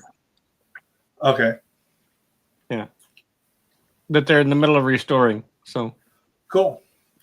Beautiful vehicle. It needs paint. I mean, you know, when you're in the middle of restoring one, it's not always pristine. So yeah. Well, you know, you bring up something kind of interesting. It was something fairly recent. Was the collectability of pickup trucks? Yeah. You know, all of a sudden they start popping up at Barrett Jackson and bringing a lot of money. Yeah. Oh yeah, I was watching Meekham's live auction yesterday. Yeah. Oh, hey, And speaking of Meekum, you remember when had Jerry Seinfeld's 917? Hey, JB's in the house. My rowboat has paddles, mother truckers. Yeah.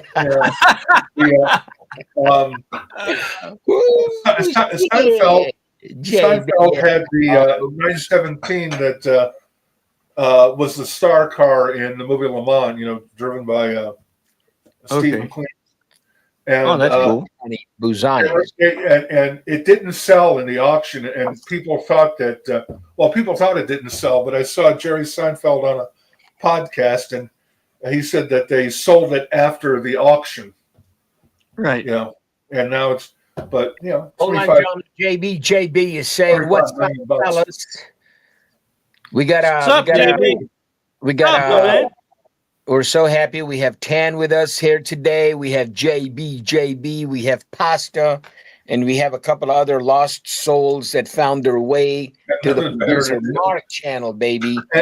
And Mike the Snake is on the snake hunting California Route 1, heading to shoot wild boar. Hunting white bulls, yeah.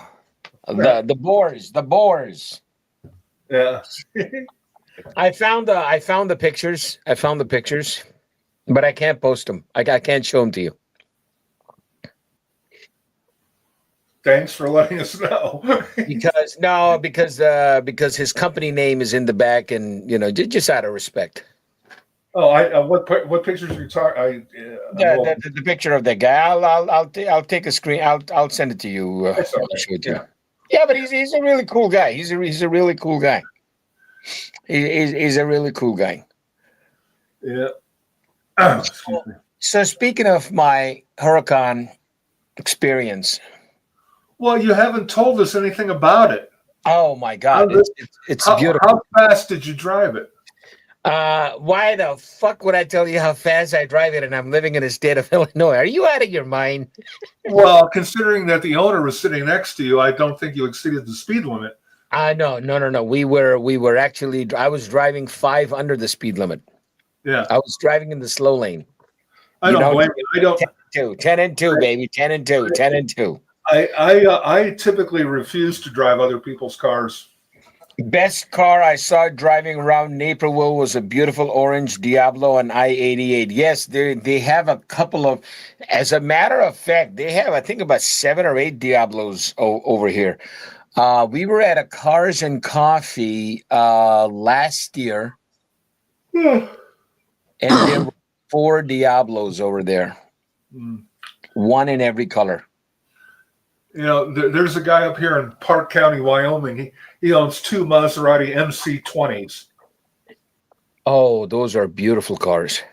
Yeah, they look a whole lot better in person than they do on film or on video or.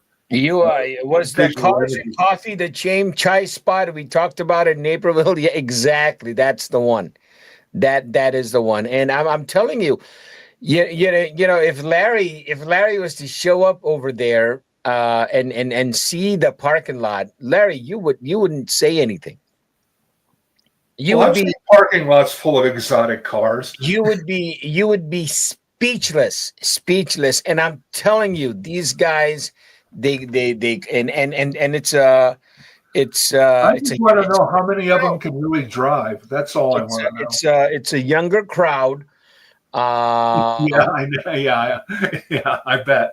Yeah, it's a younger crowd, and one of the kids over there. These are the kind of guys that are featured on the Georgia State Patrol videos. No. You have. These are people who have met Jacob Bird. Help me out here. And Larry has no clue what the fuck we're talking about. I lived in Southern California for 42 years. That's where they fucking invented Cars and Coffee. Who? Okay. What are you talking about? I lived in Southern California for 42 years, and you're trying to tell me about Cars and Coffee like I don't know nothing? No. We're not talking about cars. I went to Cars and Coffee with Dick Gullstrand. We are not talking about Yeah, he cars was. and coffee. We're talking about this younger generation of car lovers that we have in the Chicagoland area, and the collection of cars, the collection of beautiful cars that they have, and when they show up, I'm telling you, man, when they show up to the event in the morning, oh my God, it is star studded. That's what I'm trying to say. I'm not talking about the cars and coffee or the history of cars and coffee or No, any of I'm that. talking about the cars you see at a Cars and Coffee. Huh? I mean, I went to Cars and Coffee. I see Chip Foose and his shit. Okay, Yeah. so I mean, I'm not going to get fucking amazed by a parking lot full of Lamborghinis and Ferraris. No, Car- it's not just Lamborghinis. It's not just Lamborghinis. I should say It's Ferrari. variety of cars, variety of What I'm trying to cars. tell you is, Yeah. I'm 67 years old. I spent 42 years in Southern California. I've Right. seen all this shit. Well, And you're talking to me like I've never seen it or heard of it. No. Again, Johnny It's Fever. Listen to me, Johnny Fever. We're not talking about your What are you experience. talking about? I'm not even talking about my experience, and I run a fucking car magazine. I'm talking about the ambiance of a particular spot in Chicagoland area where There is no ambiance when you're in a parking lot full of two-year-old exotic cars owned by 20-year-olds. Okay, that's not an ambiance. You are That's a car crash. still not getting what I'm trying to say, bro. I'm getting it. I don't want it. Okay. Ted, help me out here, bro. Why do you think? Why do you think he lives where he lives? He got Yeah. tired of that shit. Yeah, Exactly. I hear you. The car guys up here are real car guys. Yeah. How many of these Lamborghini owners in their 20s wrench on their own fucking cars? Zero. Right. How many Right. of them know how to? How many of them know how to change the oil on a fucking Toyota Corolla? Zero. Why does Cody not have its own F-150? That's a real question. Now, let me tell you something. F-150 is the most sold You truck need an F-250 here. in the history of truckerdom. Well, yeah. Well, the Ford F-Series is the best going. Yeah. And Ford I do enjoy. Hey, Mark. Again, you will appreciate this, Mark. What? You'll never guess the color of my truck. Burgundy, Red. purple, Larry. I said red. silver. You're right, Larry. Race red. Yeah, race red. Race Ford race red. Well, you got a Lightning or something, bro? Available on Do the what? Mustang and other Ford vehicles. Yeah. Race red. I love what Ford and all the manufacturers have been doing lately. Now, like, it used to be like any color you wanted on a Mustang was no extra charge. And now if you go to Ford website and you build a Mustang, only white, black, and silver and gray. Every other color, including race red. Race red is $295. Shot. Can you believe that? Damn. Upcharge. It's probably upcharged on F-150 too. Yeah. I mean, they're trying, because they jacked up the MSRP, but they're also jacking up the price of all the options. Oh shit! Yeah. Yeah, You know what? Why do you think I don't have a new one? Exactly. I wanted to buy a new Mustang, but I'm not going to pay $55,000 for a base GT with the. Hold on a second, guys. Hold on. With a $5,400 Second. high performance package, I mean- which is the only option I get on it. $55,000 is too much. Yeah, I looked at a new F-150 and they wanted 62 start. Yeah. For an XLT, and I'm like, fuck you. Yeah. It's just, it just got out of hand, you know. And That's one step. That's one step above base, yeah, and they want 62. You well, gotta that's get okay fucked. because when you get up to the King Ranch and above that now they have a platinum shot. They've had the platinum for a while. Way But over 100 G's. yeah, nah, that ain't. 100 I don't play grand that. No. No, and I mean, I tell people these are vehicles. I live with them and I live in them, so to speak. You know, yeah, not out of them. yeah. I mean, it's just it's just I live out of my house, not in my car. yeah. Well, lately, the inflation when it comes to the price of automobiles, the inflation in automobiles or vehicles had exceeded the inflation in real estate. On a percentage basis, So, but I like my V8. I like my Coyote. Ken is saying, I'm not much into muscle cars as they're a bit before my generation. I like my muscle truck. Of an affinity for JDM and supercars. Yeah. I like some of the muscle cars. I mean, I like the Trans Am. Well, wait. I'm talking. Wait, you owned how many Mopars have you owned? I've owned a lot of Mopars. Yeah.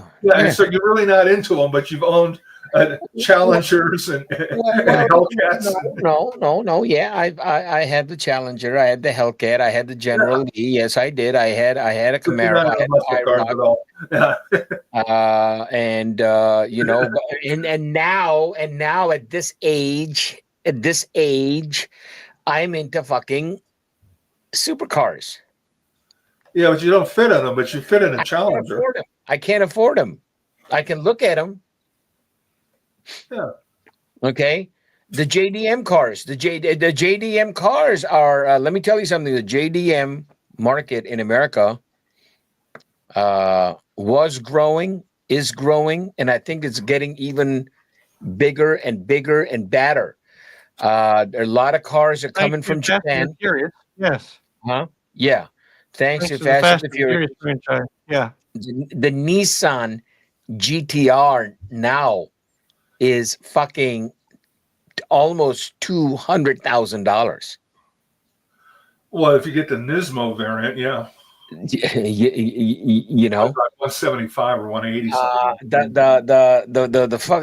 freaking Miata that I'm driving, the 2025 model is almost $50,000, man. Yeah. Hold on a second. Hold on, Doc. Don't say anything. Hold on a second. I gotta put you on speakerphone. What's up, Doc? Going? What's up? Good. Did you come down here?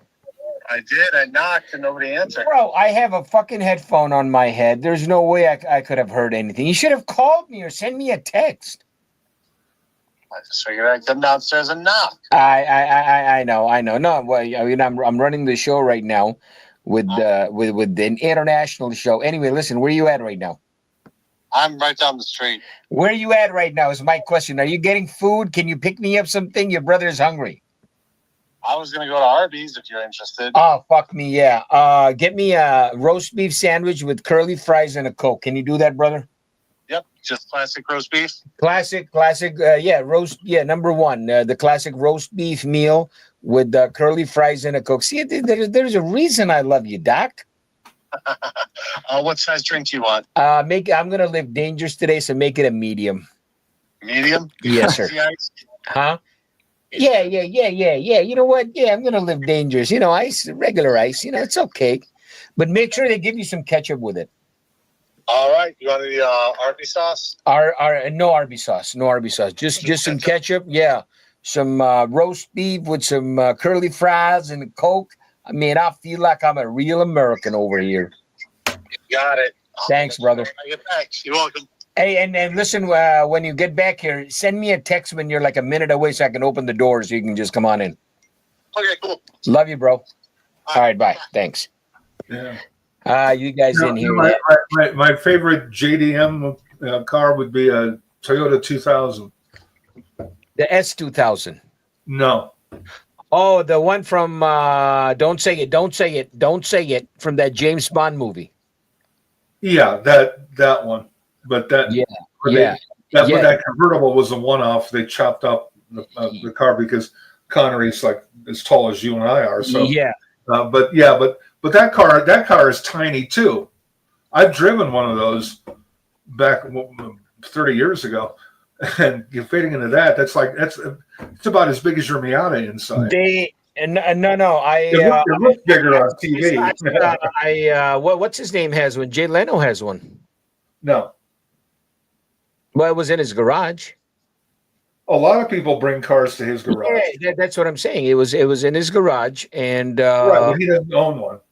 Well, I didn't say he owned one. I said I saw it over there. Actually, I saw it in a video over there. And I saw one. Where the fuck did I see that one? I saw that in Indianapolis. Yeah. Well, way back when I drove one, they were going for about $30,000. Now they're like pushing $1 million. Yeah. I saw it at the Indianapolis 500 where they had a Toyota. Toyota, do you know there's a NASCAR Toyota, right? Yeah. So Toyota had this huge, big, area there with all the all the top of the line Toyota models, and they had this one over there. Let me do that. God, yeah. Give me one. No, okay. Did you know Carroll Shelby had a Toyota racing team for a year or two? Yeah. How was it driving the General in Chirac? JB, what's up in the area? The General was fine. I got pulled over one time right in front of the Cook County Hospital on 290 as I'm heading into downtown Chicago, and a Chicago police officer, God bless him, great police officer. This was in the year of our Lord 2001. I cannot forget it. He pulled me over and he said, "Sir, you are not displaying your front license plate." I am like, I am sorry, sir. So I got out of the car and he said that is not that we do not consider the General Lee flag as a front license plate in Chicago. I said, "Sir, I completely and I apologize. I am taking this car to a car show that they were having at the Navy Pier, where they brought in all the movie cars, Larry." Yeah. So, very, very nice, lovely police officer. He said, "Okay, I will let you go, but please try to follow the law, or something to that effect." I said, "Thank you, sir." I got back in the car. I drove, did the car show, came back. My carburetor went out. Oh my God. And then I took the car to these. Now, my next question. Question. Yes, sir. Did it have a Carter or an Edelbrock on it? It had an Edelbrock. Well, at least there was that saving grace. Yeah. That didn't go too well for me because, man, yeah. Anyway, that's a long story. Nick, you didn't have that damn Carter on there, for God's sake. No. The previous owner changed it, and I got the car. I got the car so cheap, it was unbelievable. I'm talking 2000, in early 2000s, guys.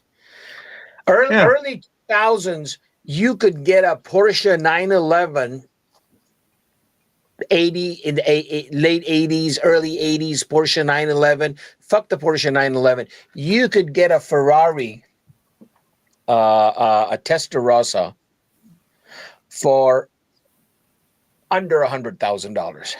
Yeah. Yeah. All right.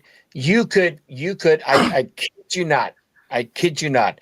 You could walk into, there used to be a store called Service Merchandise. It was a catalog store, but they had big It's kind of stores. like Costco, yeah. You could walk into Costco. I kid you not. You could walk into a place called Sam's Club in the jewelry section, and you could go look in the counter, glass counter, and they had Rolexes, rows of Rolexes that you could get. Yeah, but We're gold talking- was $200 an ounce. Mark. when They were all gray market watches. when America was normal. Larry, nobody had the slightest clue. I didn't say it was bad. I'm just saying that's where they started. Again, you're right. You're right. I'm not contradicting what you're saying. Yeah. Nobody had the slightest clue in 2001 what the word gray market meant. Oh, I did. And, it was, but it was a better look. It was a better deal because you could buy a Rolex. You could could buy a Rolex from Costco, and what is the Costco guarantee? If you don't like it, I don't know what the Costco guarantee is. I'm not interested in the Costco guarantee. My point is, back in 2001, 2002, 2003, 4, 5, 6, 7, till the money meant something. Yeah, till the advent of fucking YouTube and these watch YouTubers, nobody knew what the word gray market was. Okay, yeah, okay. Nobody cared.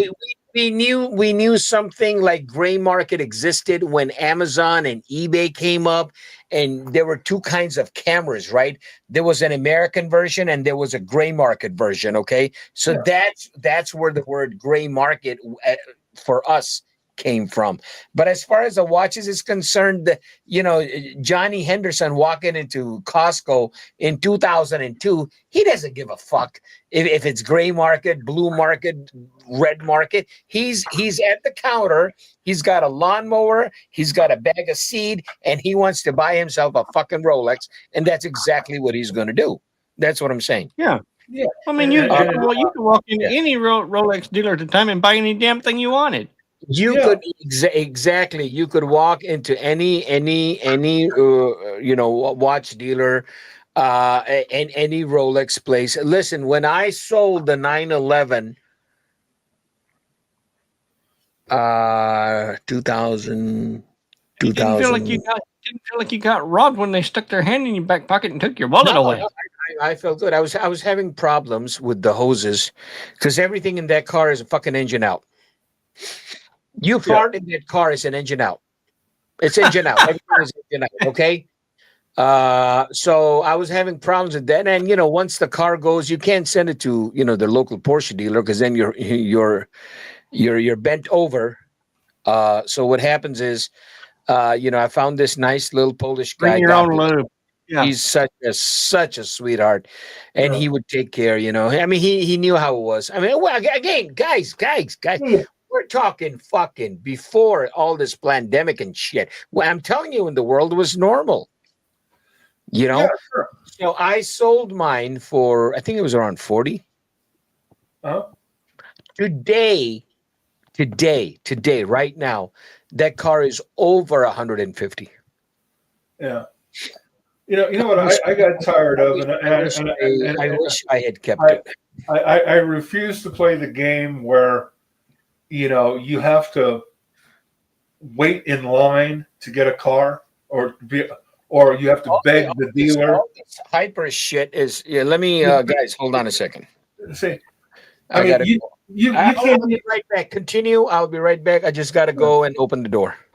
Yeah, well, it's like, you can't buy a 911 Carrera today unless you know the dealer, or you've bought Porsches from them. A regular vanilla Carrera, Right. just the base model. I'm not going to play that stupid game. No. No. It's just, I got better things to do than try to impress a Porsche dealer. or beg him for. I mean, Larry, Oh, why do you think I drive an F-150 yeah, and a Honda Pilot? It's exactly. because they're not flashy. They get me where I'm going. Okay, granted, Yeah. I hate front wheel drive with a passion, but that's neither here nor there. um, I'm still a rear wheel drive guy.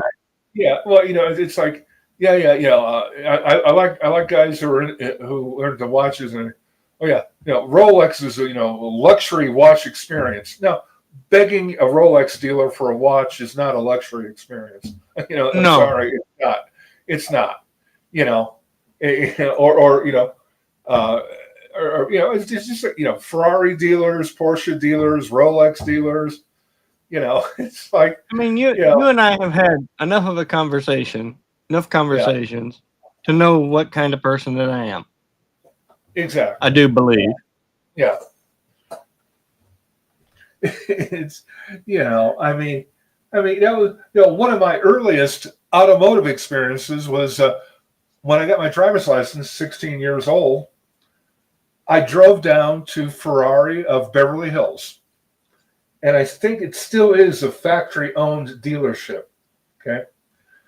And so I was driving a brand new 1972 Fiat 128 two-door, 1,116 cubic centimeters. Right. Anyway, so I parked it around the block so nobody saw what I drove up in. I'm 16 years old. I walk into the dealership, and all the cars in the showroom are locked, and some of them are locked, and they're behind velvet ropes, right? And I don't say anything, and I'm just standing there, and I have my hands behind my back. I'm just kind of looking, and finally, one of the salesmen comes up to me with this disgust in his voice. May I help you? And I said, yes. Mother said I could have something for my birthday. What do you have in red? And I drove through Ferraris. You could hear the door locks popping. It was like I mean, they're so fucking full of shit. When you have to lock, like my friend who owns a Ford dealership, he got an allotment of 4 of the 2005, 2006 Ford GTs, right? Right. And you know what he did? He parked them 2 at a time. He parked them outside with the hood and the trunk and the doors open, just to get people to come into the dealership and buy a pickup truck or a Mustang, right? Right. He let me take one to Mustang Club meeting. I showed up with a Ford GT when all the other dealers were locked and you couldn't touch them. It was hilarious. In fact, the cars were outside so much.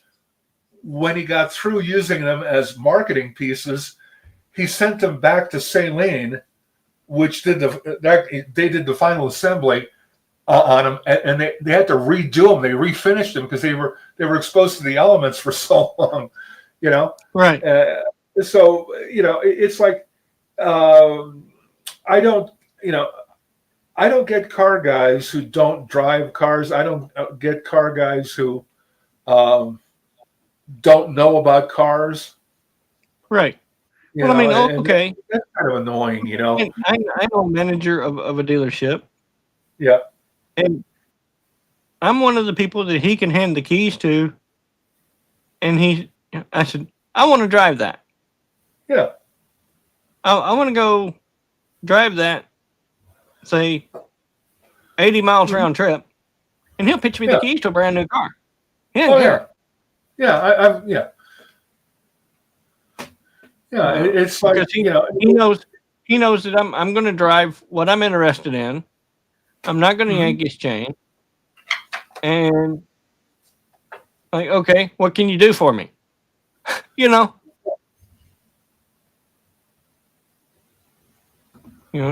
doing this? So many people don't have that relationship with a dealer. Yeah. Is Mark back with us? And he's just not. I'm back, brother. I'm back. I'm sorry the phone was off. So right now, right now, I he's got his food. refuse. He's got that American food that RFK Jr. is. Yeah, Arby's. I got special delivery of Arby's coming, baby. I got Arby's coming. You know what I'm saying?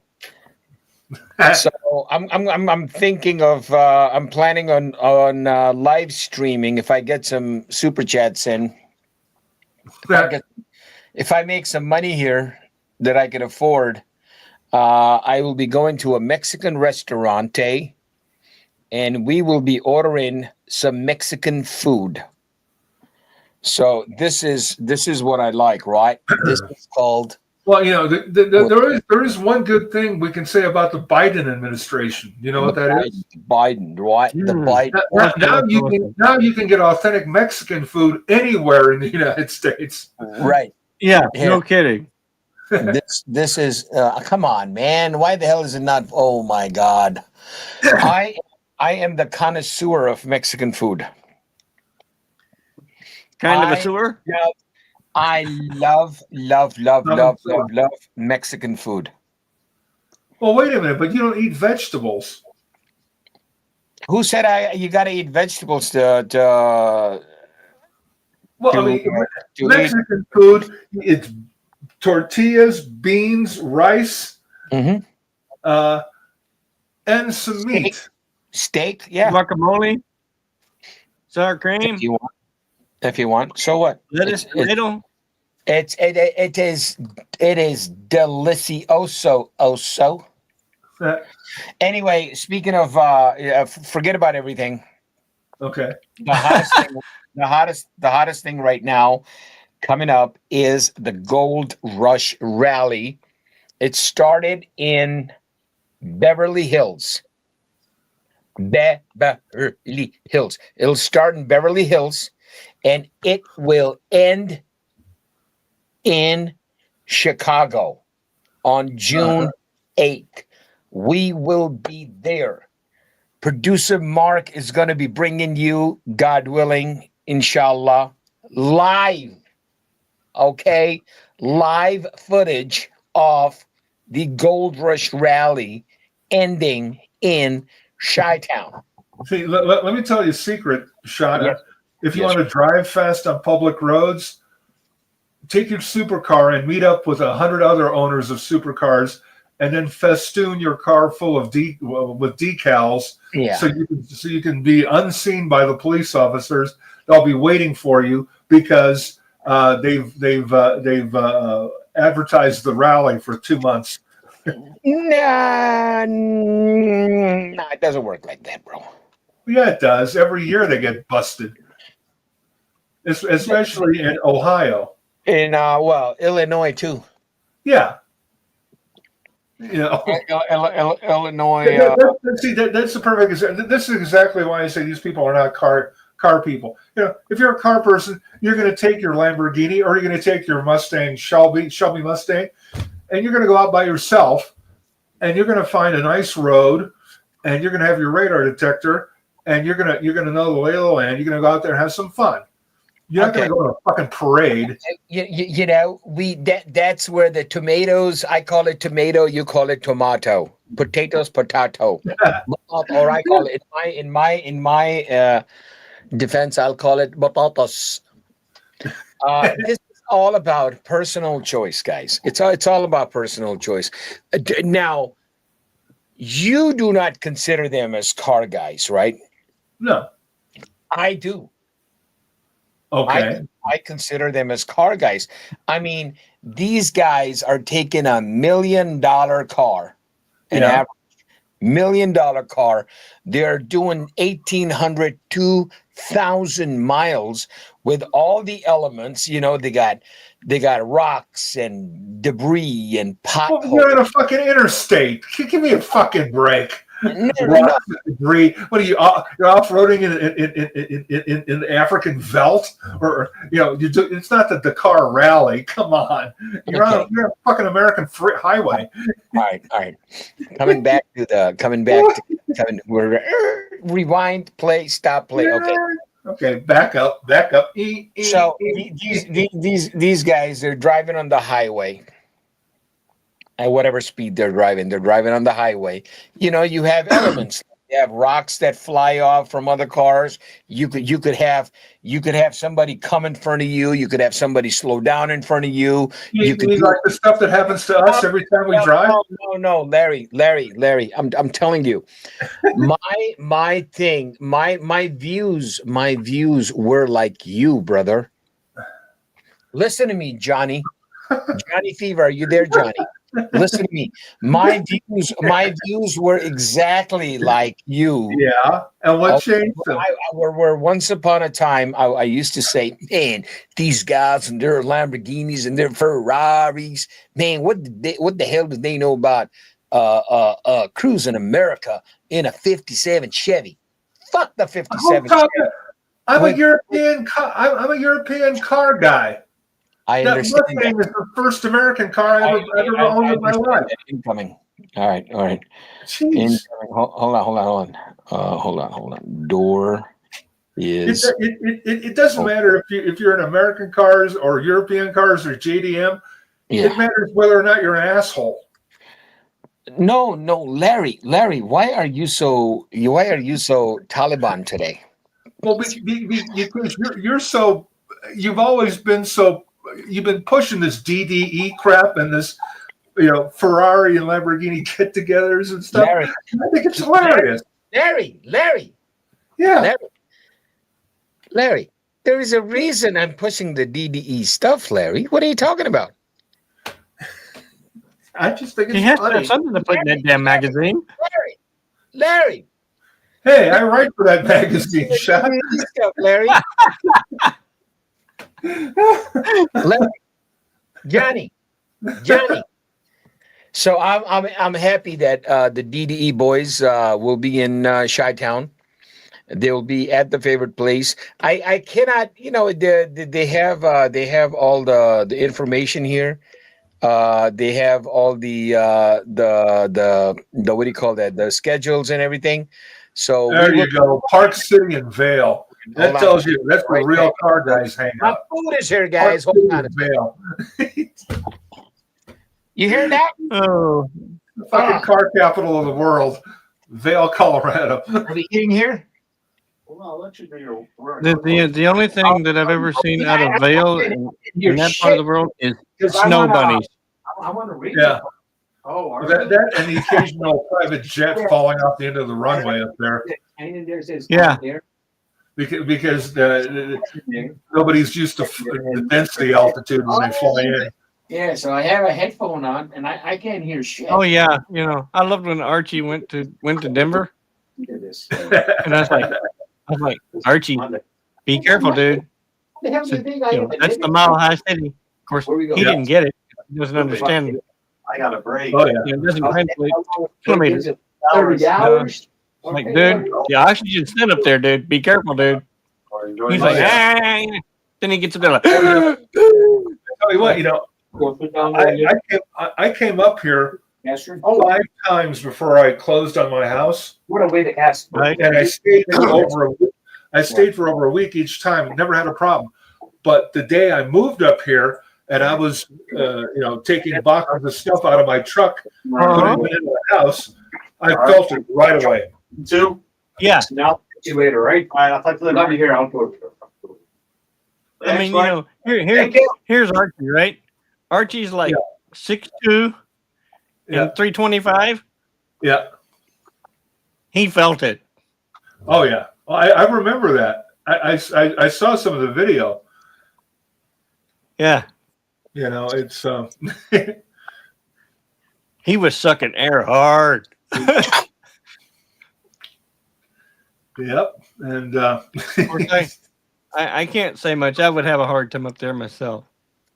yeah, well, you got to get used to it. Like I said, I was fine. I didn't feel any effects from the altitude until I exerted myself a little bit. I had no problem walking around, but when I was actually schlepping stuff into my house, moving stuff, I felt it right away. It'll get you every time. Yep. Yep. So Hey guys, keep talking. I'm eating food. Thanks. Yeah. Oh my god! Got curly fries. Curly Yeah, on thanks, cheese. Mark. I haven't had lunch yet. You bastard. Yeah. Yeah. This is good stuff. Nom, nom, nom, nom. I don't know which one I'm going to. Hey, Oh, man. Arby's was one of my favorite places. My good friend of mine was managing it. Yeah. As I was saying, I've been on this DDE binge. I think that DDE, they're awesome. Okay. Hmm. So they're doing this. They're doing this thing, and I think it's beautiful. We need to see something like this. I like all kinds of cars. Yeah. You see, like, for example, I like Porsches, but I don't like Porsche owners. Yeah, that could be the difference. Yeah. Well, when I was at the factory in 1987, I got a VIP St. tour. Louis. I mean, St. Louis. That's cool. VIP tour at Stuttgart, and the lady in charge of customer relations, her name was Inga Schell, and we were walking through the museum, and so I was showing off, my Porsche knowledge, and she asked me, "What kind of Porsche do you own?" I said, "I don't." She said, "Why?" And I said, "I don't want to be associated with Southern California Porsche owners," and she burst out laughing. She nodded her head. Yeah. In fact, back when I was in Southern California, I had a couple of friends who owned Porsches. One of my friends just got last year got a 911 Turbo. Right, I made up a custom license plate frame for him. Porsche, 2 syllables. Hey Larry, you know that thing you said about the Porsche And owners? he's an attorney. Yeah, I'm sorry. Go ahead. Sorry, Mark. Go ahead. You know that thing you said about the Porsche owners? Yeah, I agree with you on that one. yeah. 100% I agree with you. And what about Ferrari owners like that David Lee guy, the jeweler in L.A.? He's always showing off his cars on Jay Leno's garage. Yeah. I love Ferrari owners even more because they're all decked out in Ferrari attire. They have to have the Ferrari jacket, the Ferrari piloti shoes, the Ferrari watch, the Ferrari. Yeah. And it's like, oh, come on. It's just, again, it's like, you can't buy a Ferrari unless you've already purchased 5 Ferraris. You can't buy a Porsche now unless you can't buy a 911. Try to order a new 911 Carrera, just the base model. You can't do it. Yeah. The only Porsche you can really buy is a Taycan, the EVs, because they're not selling at all. You can get a screaming deal on a Porsche Taycan, but who wants an electric Porsche? Cybertruck prices are coming down. Yeah. No shit. Well, the fucking design is crap. You even sit on the tailgate without it breaking, dude. You had these idiot 20-something YouTubers buying them. Oh, it's cool. It look, and Elon Musk is running around saying, "Look, you can drive it on Mars because it doesn't have an internal combustion engine." Here's the thing. I don't know if you guys saw the video, but we were at the Trump rally in Chicago. So the rally was held at the it was right in front of the Tesla dealership. Did I tell you? Did I tell you about this? No, I saw a video from Florida where. Yeah. So anyway. Yeah. So it was me and my buddies. We were like, holy shit! So Tesla was so super cool. They said, "Oh man, you guys are here," because there were people counter protesting Tesla. Okay. So the Trump guys were there for supporting Tesla, whatever. So I happened to be there, and they were like, "Oh man, you want to take this for a test drive? You ever driven a Cybertruck?" I'm like, "No." And I said, I have no intentions of driving a Cybertruck. So my buddy was like, "Oh, come on, Mark. Yeah, let's do this. You know, we can do this, bro." I said, "Well, shit, if you want to drive, you drive. I'll just get back in the car." So I got it in the back. I'm trying to bring the video up so you guys can see. It's pretty funny. But I'll tell you, I experienced G-forces in the Cybertruck when it took off. Yeah.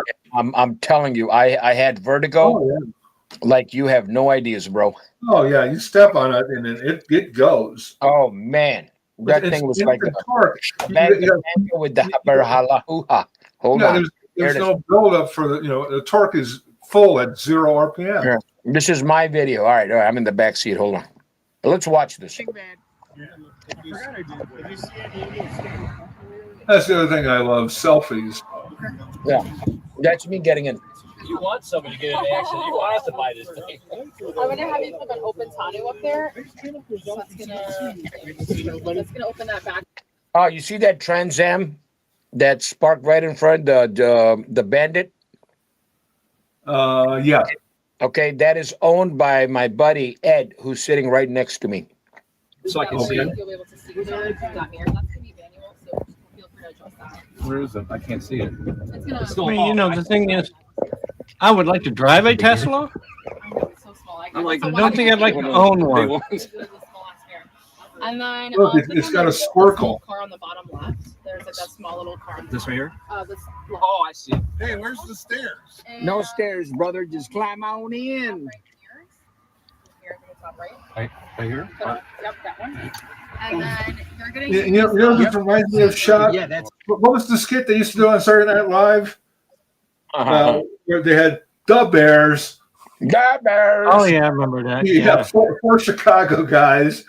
They're all overweight. They're climbing into a brand new car. One guy's got a cup of coffee. Yeah.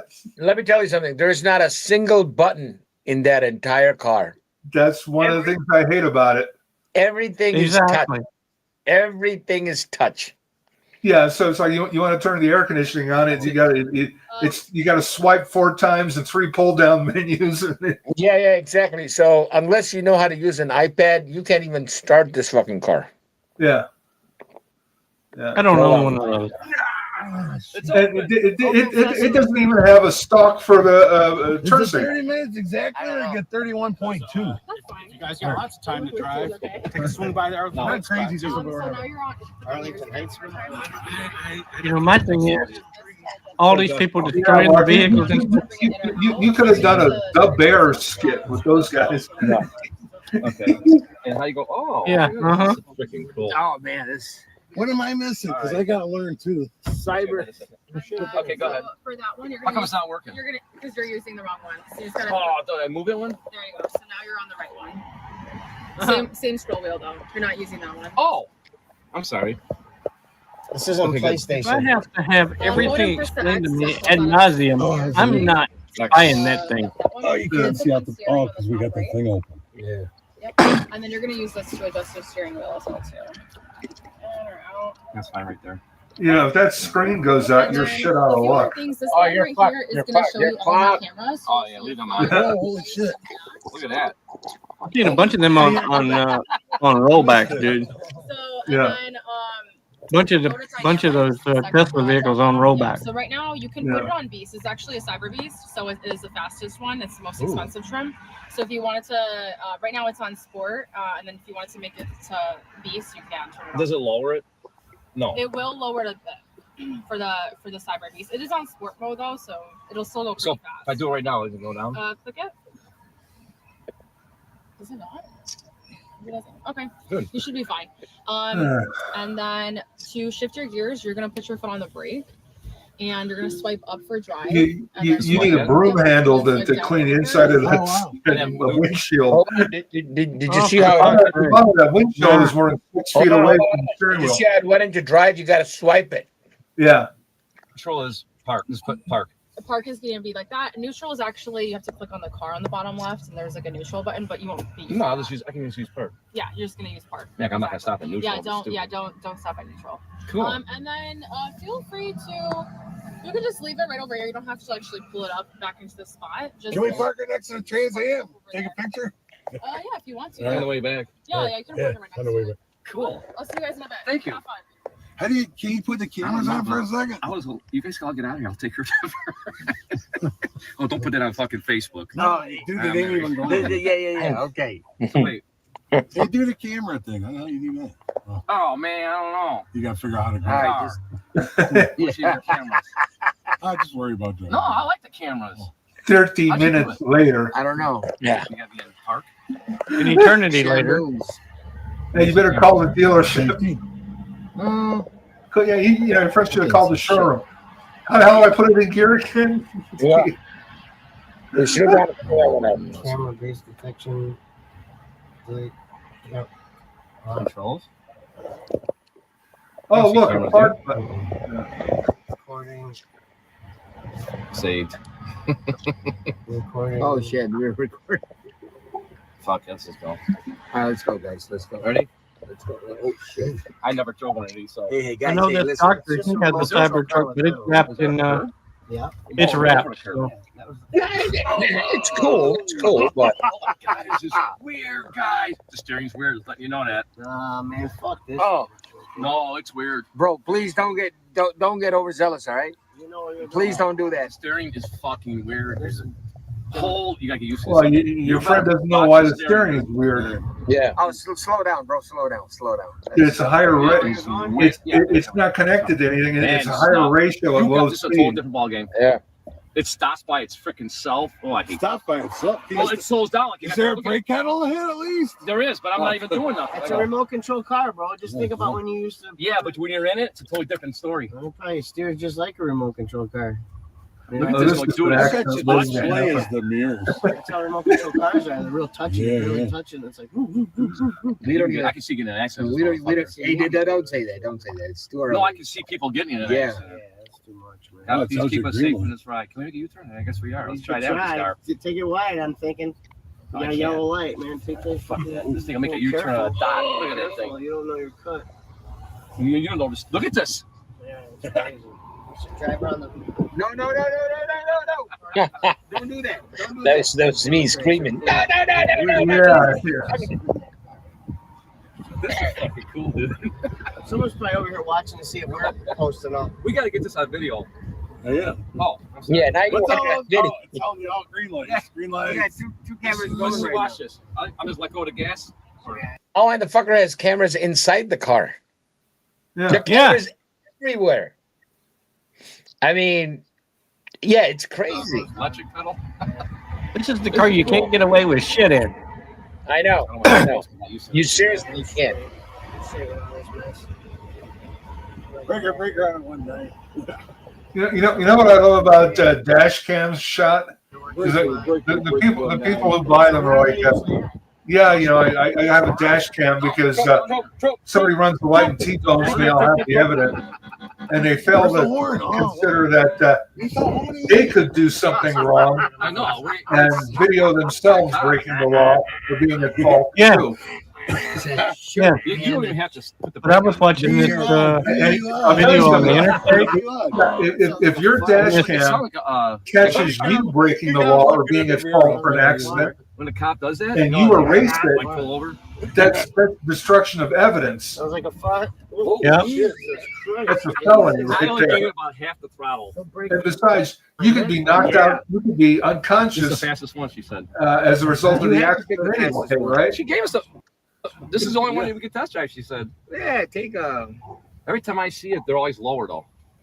Right now, it's in beast mode, she said. So that's the. Yeah, we're. It says beast We're right in the there. Yeah, fucking this is cyber beast. this is We're in the Lamborghini cyber driving beast. traffic. Cyber wheels. Breaker. Cyber beast coming through. Watch out. Breaker, All breaker. right, where they at? Oh, way up there. Not way, but they're up there. If they're there. It's 11 o'clock, Do right? they care if we vape in here? Probably. the No, cameras. they think it's. I mean, you're all right. It's recording everything.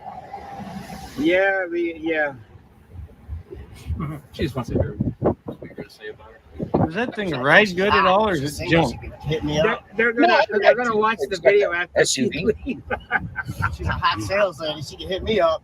My YouTube, Mr. Nice Guy Alexander. And this video is going on YouTube. Yours is going where? Facebook? I don't know. Go Elon! Elon!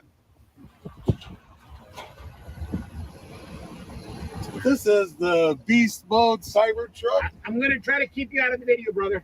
I don't care about being in the video. Oh shit! All right then. I'll get naked. You can put me on the video. Oh shit! No, we don't want to see that. No, we don't want to do that. Not much to see. Where's your directionals? Oh, right here. All right, who's reviewing the Cybertruck? We need somebody to review the Cybertruck. It smells funky. I'm smelling like a. Hey, there's a little bit of camera. It smells Get it off. It smells like WD-40. Oh shit! I'm trying to get it off. Oh, the blinker. Yeah, that was a smell in there. You know when you get that Chinese helmet from China, Yeah. and you have that smell of the glue. Yeah. That's what it smelled like inside. Oh, you hit it again. Oh, that's ass, man. Oh. It sure does. It sure does. No, you're smoking? No, I'm smelling WD-40. So the Cybertruck smells like a cheap Chinese helmet. There's, the inside of the car is all glued in. There's no stitching in there. It's all glued. You know why this thing is all flat?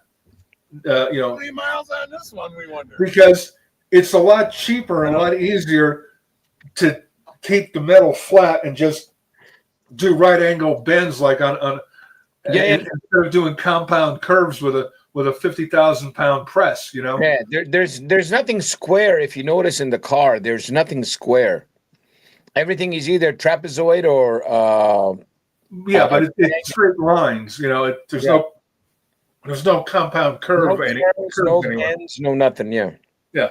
No, I'm looking, but I don't see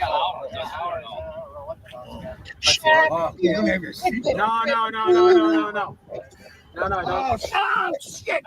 Even the windshield is flat. No.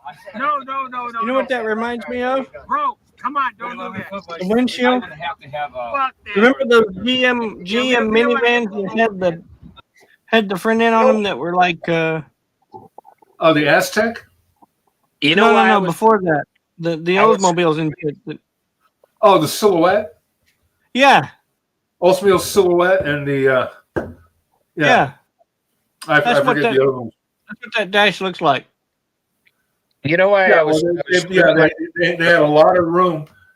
On that truck, it's like 5.5 feet from the steering wheel rim to the bottom edge of the windshield. Yeah. You need an extension to clean it. Yeah. Yeah, an extension for your extension. Yeah. The you can hear in some places I screamed, because I suffer from shit. I suffer from vertigo, and sometimes those rapid accelerations they can fuck it up for me. So this car is doing 18 miles an hour, right? Yeah. A little tap on the gas, from 18 it'll jump straight to 40. Yeah.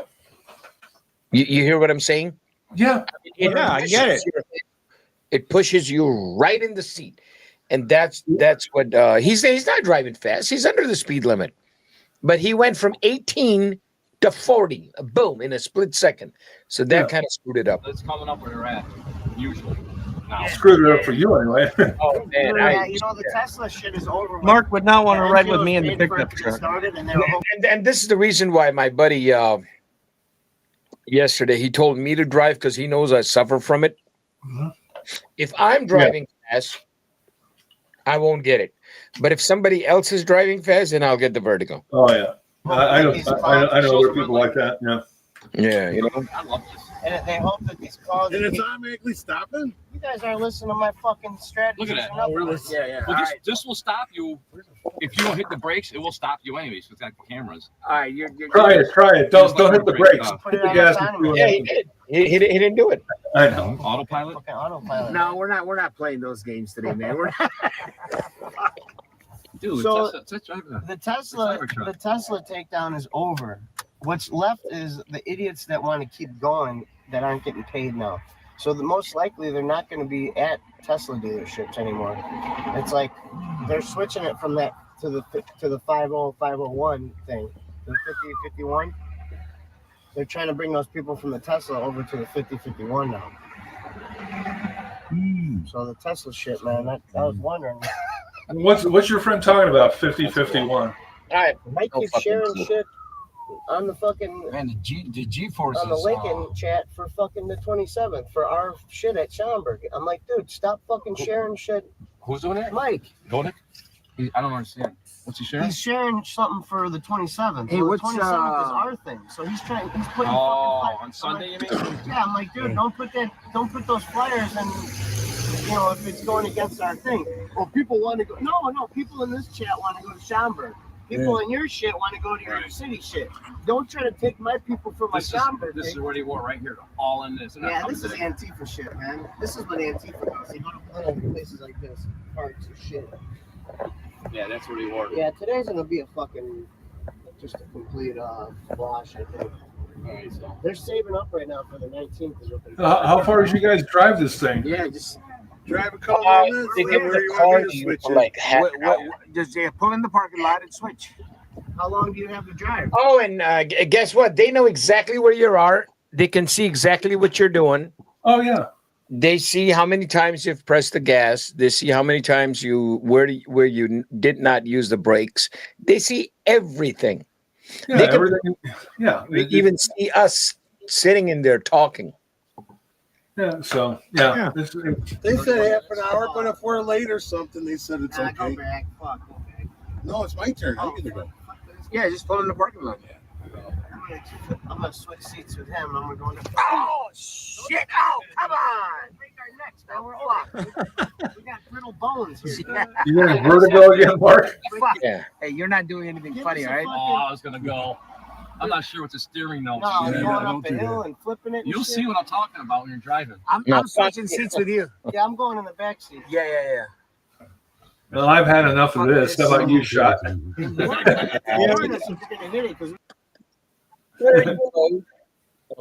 happened? Hold on. Well, what happened? Jeez. Where did everybody go? Yeah, go. Hold on. What the fuck is going on here? Let me shut this thing. All right, can you hear me now? You're in charge. Yeah, I know I'm in charge. I don't know what the hell I'm doing. What is going on here? Oh, there we go. And we can believe that. Yeah. Oh man, what a day! What a day! What a day! Man, you stuck down that sandwich, dude. Man, that sandwich. What sandwich? This sandwich is gone, baby. Yeah, you sucked that down pretty hard. I sucked that down like there was no tomorrow, honey. Oh, I love this sound. Oh, man. I was hungry, man. I was hungry. Yeah, sitting in the studio for 7 hours straight, and somebody calls and asks, "Hey, you want something to eat?" That's like throwing a lifeline. It's only been 2 hours and 38 minutes, my friend. It hasn't been 7 hours. No. It's been 2 hours and 38 minutes with you guys. You have to understand, I've been here longer. Do you get it? Do you get it now? Do you get it? You've been there since 9 o'clock? I've been here since earlier, 8 o'clock. 6:30 in the morning. Wow. Yeah. Well, working on some DD stuff. You know what I'm saying, brother? I heard you. Right. I'm looking forward to meeting Damon and Dave and everybody from the DDE team. They will be in Chicago land area. I believe that's pronounced DD, isn't it? DDE, Daily Driven Exotics. Yeah, but the only one I would make would be St. Louis. St. Louis. Yeah. Man, I ordered a new location of the original Corvette plant, St. Louis. Location of the vocation. Yeah, man. Crazy. That'd still be a heck of a drive, though. That's crazy. You know what car I'd rather have than a Mercedes. Than a Lamborghini or a Ferrari. I'd rather have a new C8 Corvette. Especially since you can get 10% off MSRP on anything except for the E-Ray and the ZR1 or whatever. But on a regular Stingray, whatever LT1, LT2, or LT3, 10% off MSRP if there's one on the lot, or if you want to order one. Let me down the boom. You know what pisses me off, Shot, is the way that the car manufacturers now are packaging the options, like on a new Corvette. Yeah, you can't get the front axle lift on an LT1. You have to get the LT2 or the LT3. Yeah, and all the manufacturers are like that. You want cruise control on a pickup truck. Well, you got to get this. You have to get the winter package, or it's $3,000, and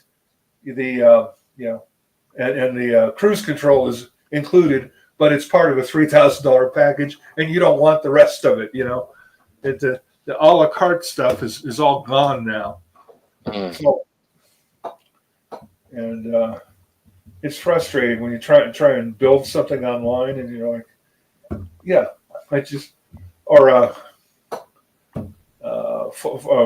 Ford got rid of the Ford Mustang comes with V8 or a EcoBoost 4, right? And the EcoBoost 4 was kind of interesting because it weighs less. And if you're at 5,000 feet like I am, and you drive up to 10,000 feet on a driving, on your favorite driving road, the V8 is losing horsepower like crazy because of the altitude, and the turbo is holding most of it. So the difference between the horsepower and the torque between the EcoBoost and the normally aspirated, the difference, the delta decreases the higher you go in altitude. And I always thought that the EcoBoost was a great deal was a pretty good deal for a Mustang, especially since you could get a performance pack. Well, they stopped. You can't get a performance pack on a 4-cylinder Mustang in 2025. So they're just making it tougher and tougher. Yeah, they tried to put me in the 2.7 Eco down here. Yeah, 2.7 pickup truck, right? Yeah. And I'm like, I'm not interested in that bunch of junk. Forget it. Yeah. Yeah. Well, they had big problems with the EcoBoost engines for a couple of years because they were direct injection. Oh, they still do. And they were following the intakes were getting loaded with carbon. And here's the kicker, Shot. There was no authorized repair for that at Ford. Nope. It was replaced the intake manifold. Yeah, exactly. Which and is that's great another one of those. Yeah. And that's another one of those. Oh, we have to remove the engine to do that job. Yeah, and I'm not sure, but I think the latest EcoBoosts have direct injection and port injection to stop that fouling. They do. Yes, they do. Yes. That is one sexy car, man. Because what they do, Larry, is on the EcoBoost now, they have the port injection until it gets up to temperature. Right. Yeah. Then they go direct injected. Yeah. Yeah. Which is just complicating the plumbing. That I think is one of what year is that ever made. Mark? Huh? Mark, what year is that? I don't know. This one? Yeah. That looks like a 91. Yeah, well, would it be a 964? I keep getting my Porsche nomenclature. I think that is a 964. Yeah. Yeah, that is a 964. I'm going to jump off here and make some phone calls. So yeah, I'm gonna have to go. Yeah, we're gonna be jumping off too. Oh my God, the GT3 RS. Yeah. $250,000. Yeah. Well, I told you, my friend bought a. it looks like a toy. a 911 Turbo S last year, and he sends me a picture of it, and he says, I made a mistake. I didn't get an option that I really needed. And I said, the front axle lift. And he said, how did you know? I said, because you told me you got the optional carbon package. You probably damaged $15,000 worth of front aero work on it. You go, yeah, you're right. Mm-hmm. This is the sexiest car right here. This one. The old Merc. Yeah. Yeah, of all the cars that were there. Yeah, I agree. And it rides better than anything else there, too. Yeah. Actually, I even prefer the older version of it. That was a 280 SEL from the 60s. Look at those wagon wheels on that damn thing, though. Shit. Early 70s. It's got rubber bands for tires. Yeah. Beautiful. All right, ladies and gentlemen, we're going to call it a day today. Thank you very much for joining Mr. Mark's show here with Shot, and Dr. Johnny Fever from WBEZ, Cody, Wyoming. All righty. I want to thank JB. We want to thank Dan. Thank you for the super chat. You the man with the plan, baby. We want to thank Pasta. Pasta was here a little while ago. And that's about it, gentlemen. So thank you all. Have a beautiful day. And I will see you guys soon. See y'all later. See y'all later, guys. Thank you very much. Bye. Later. Bye.